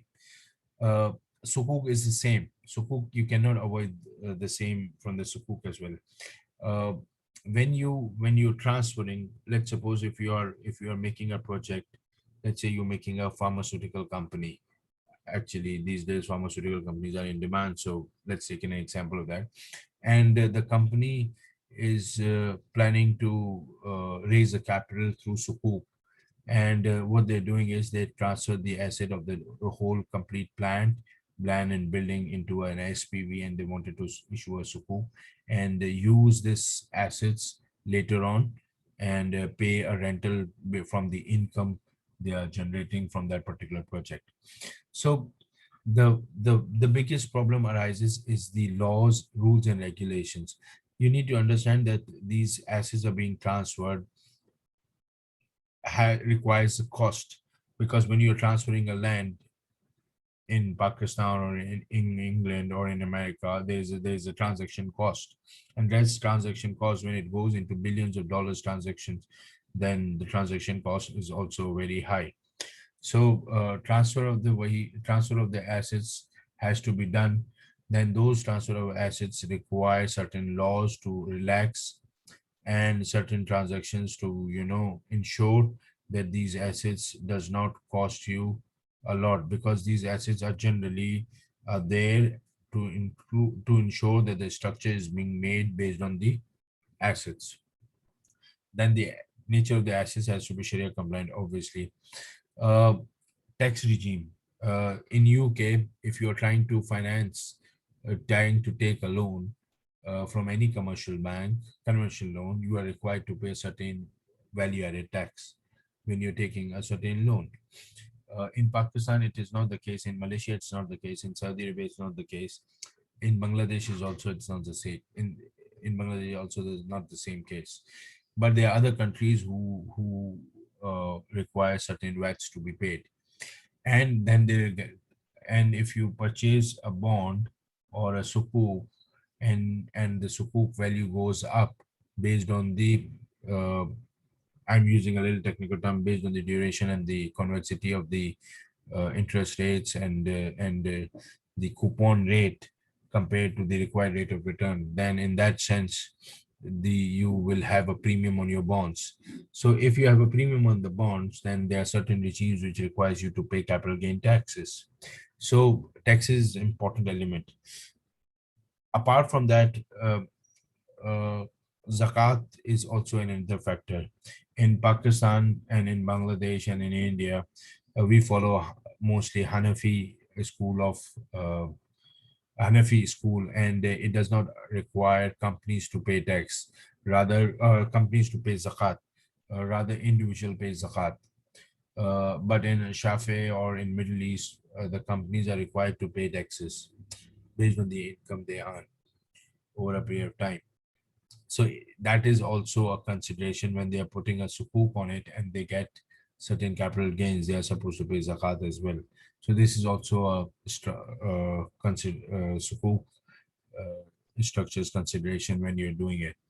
Tradability of the sukuk is very important. You see, if you're offering an investor a sukuk and you tell them it's not going to be tradable, which means you are going to hold the bond for the next 20 years, you can imagine uh, they'll be in a very difficult situation.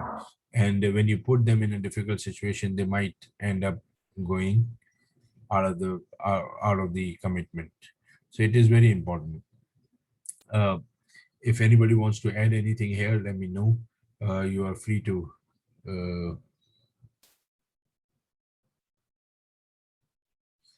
please, Minail, you can do that, please. Over to you, Minail. You wanted to announce something, please. Thank you, sir. Thank you for your informative session. Thank you all participants for joining the session. I hope you gained knowledge from this as well. I ask all the participants to join the closing ceremony for today. I've provided the Zoom link in the chat room for your convenience. Thank you. I hope we can enjoy this session as well tomorrow, inshallah.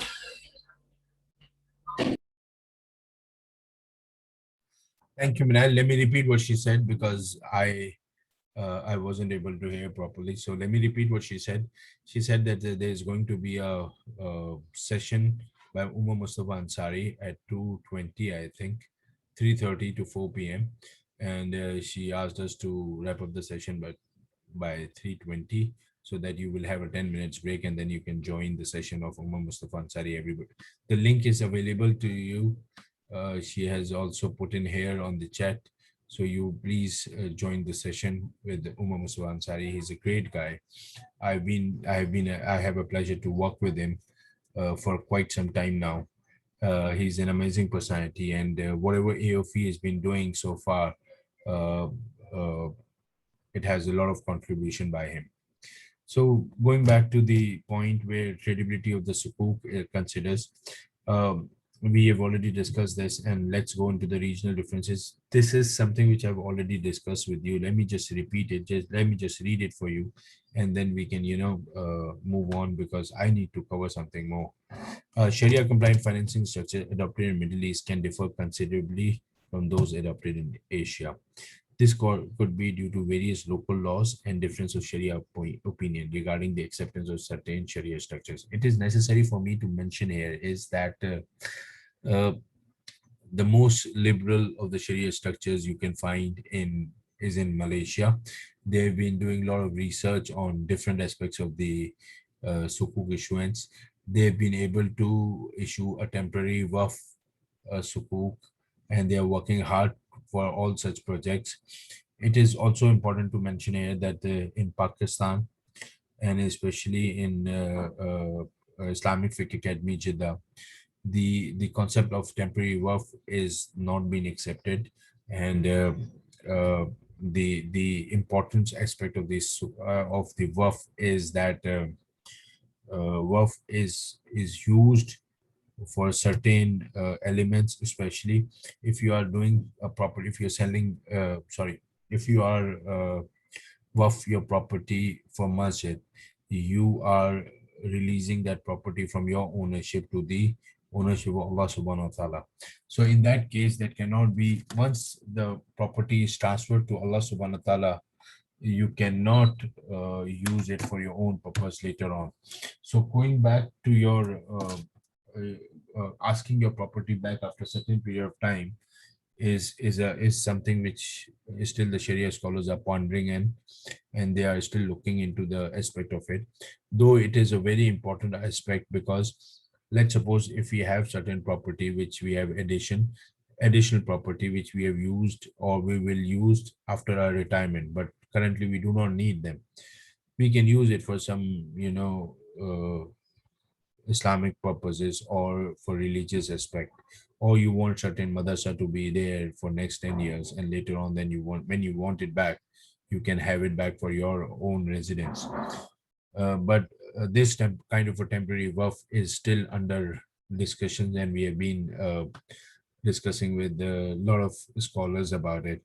I have mentioned it here. You can see your common Sukuk structures. I've mentioned it here so that you would have an idea that there are different aspects of the structures worked by different scholars and different regimes. Most of the I will also explain to you the most popular ones and the one which we are using in the current markets. So they are Sharia allow you three aspects of the three aspects you can do businesses. One is exchange based, where you do trading, buying and selling. Second is rental based. Rental based is basically you lease an asset and you purchase an asset and you give someone on rental. And there is the most preferred one, which Huzur Sallallahu Alaihi Wasallam have regularly been asked by the Muslims, that instead of giving loans to each other, you develop a certain level of partnership. Especially the most famous case was from Medina Munawwara, when the farmers required the funds, and he allowed people from Makkah to invest into their businesses and make partnerships. So Mudarba and Musharka, the two partnership based model we used for Sukuk, and then there are agency based Sukuks. One is Wakalatul Istismar, most famous of them. Then the philanthropy based Sukuk, which is WAF Sukuk and SRI Sukuk, and then there are hybrid models. Generally, you would find hybrid models quite often used in the world, especially in England. The one which we will be discussing again is the exchange based, and all those things we will tell you now. One is sale based Muraba. You know what is Muraba? Muraba is a sale transaction where you will declare your cost plus profit. In every credit sale, when you go to a particularly market shop, and you go and buy, let's say you wanted to buy uh, oranges, you wanted to go buy, rather you go and buy mangoes, let's say mangoes. You go to a particular shop and say how much is per kg. They would tell you, let's say 100 taka. That 100 taka includes the cost plus profit, right? And you go and you pay 100 taka and buy it, right? Now at when you purchase that mangoes, you have no idea that what is the price, what is the cost of that oranges, mangoes, and how much profit he's charged to me. That sale is a simple sale transaction.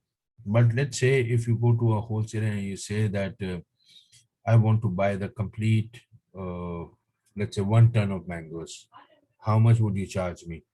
He would say, let's say wholesale price is 90 per kg. That 90 is still included of the principal plus profit or cost plus profit.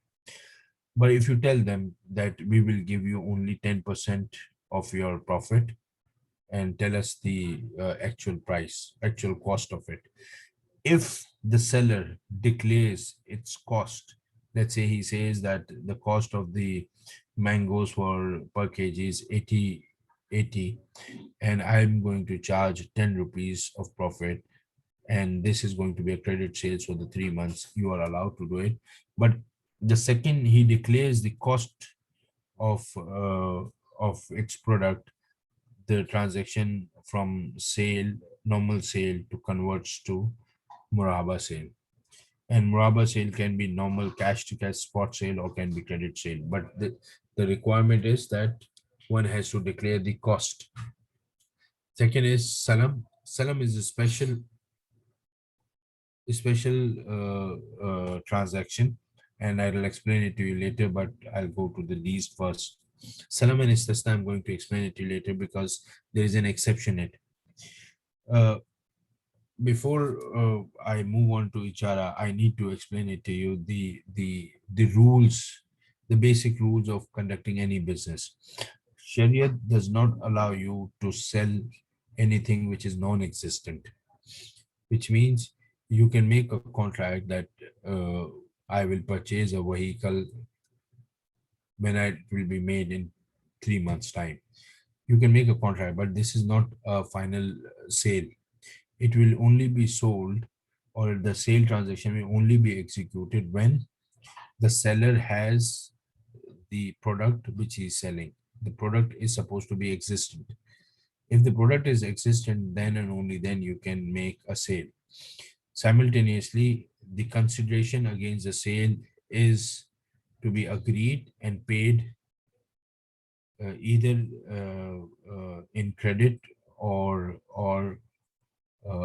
on spot, but it has to be agreed on time, on that particular moment.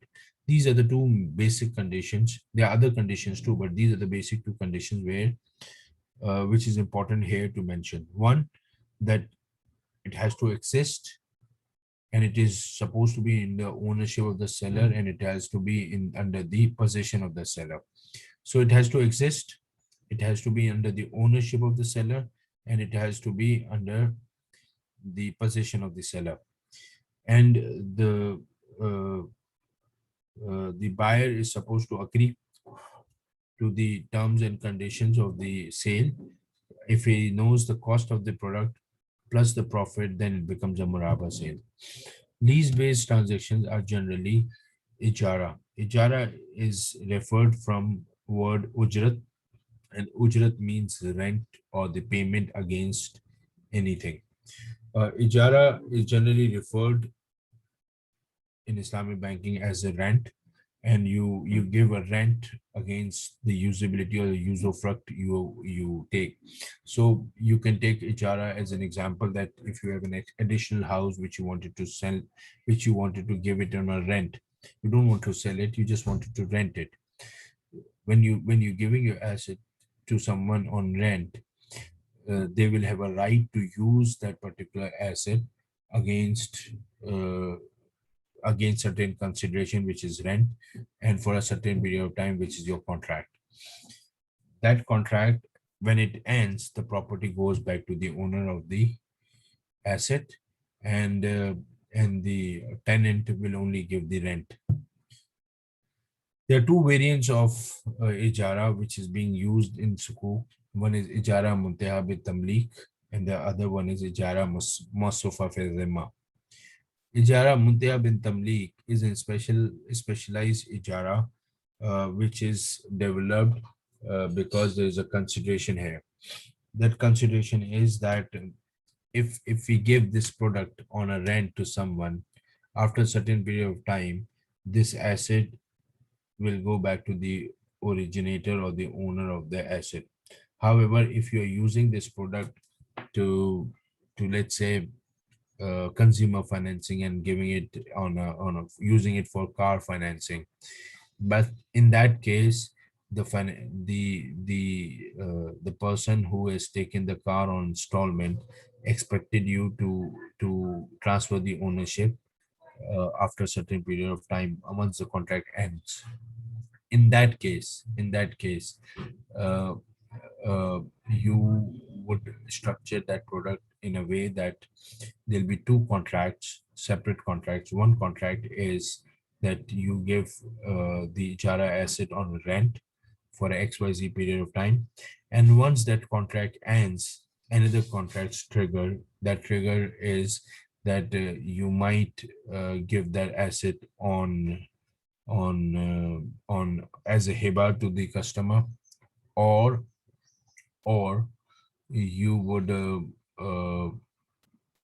gift it, which is hiba, or you can take certain small consideration against the asset and you give it to to the customer, or you can charge a full amount of the asset and give it to the customer, which is a market value of the asset.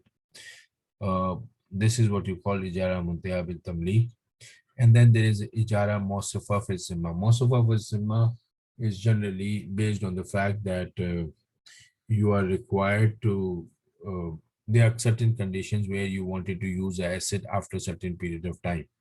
For example, I'll give you a very small example.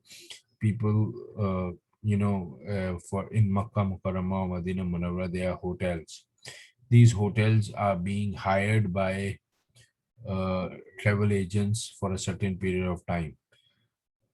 Let's say if you are sitting in January and a Ramadan is in May, these travel agents knows that they're going to have an inflow of more people during the month of Ramadan.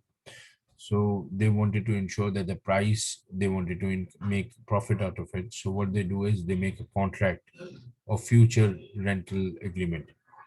This agreement will be executed in January. However, the contract would require the travel agent to have a particular building or rooms for a certain period of time for which he will pay the rent in future. So he will take that room or the floor or the building on a rent 5 months down the road, and he will pay the rent again at the same time. Not today, not tomorrow, but only on the period when it is the contract is for. This contract is in English known as future ijara contracts. These future ijara contracts are generally executed when there is a special demand. I have not seen any ijara masufa with zimma contract in terms of sukuk. I've seen general contracts, one-on-one contracts, but I haven't seen anything on ijara masufa fi zimma. Ijara muntaha bin tamlik, there are a lot of contracts. Ijara, there are a lot of contracts. Muraba, there's a lot of contracts, but nothing I've seen on ijara masufa fi zimma. Partnership agreements is based on Sharia allows you two types of partnership. One is based on a working partnership basis. That is what you call mudarba, where you have two participants. One is person who is investing into the business, is known as Rabbul Mal, and the second one is participant who is going to be an investment agent, and he is going to be mudarib.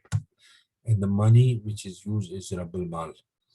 The money which is used is the mal which is going to be invested into the business. There's one condition here, and I'm going to stop it here because in 5 minutes you are supposed to attend Umar Mustafa Ansari's session. So I'm going to hold it here and we will continue this tomorrow. Mudarba based is an investment form of partnership. Musharka means the two people who are investing together and making a partnership to make a business.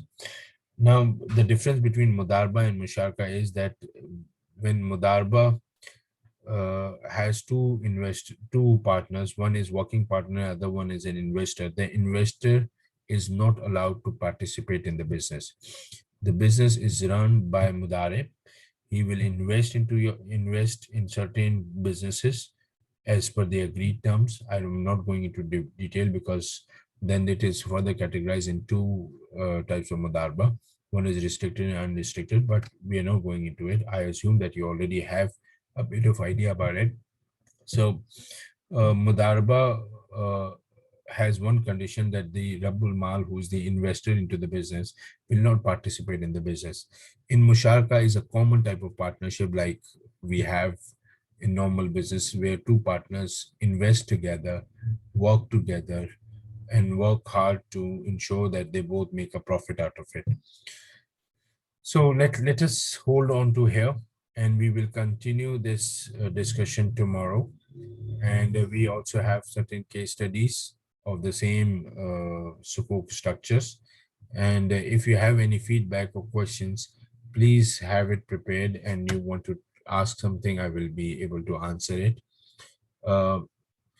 I can be available tomorrow early as well. So all the best, guys. See you tomorrow, inshallah. Umar Mustafa Ansari Saab's presentation is about to start in next less than 4 minutes. So please join that, and we will see each other tomorrow morning. Hope everybody is going to be all right, inshallah.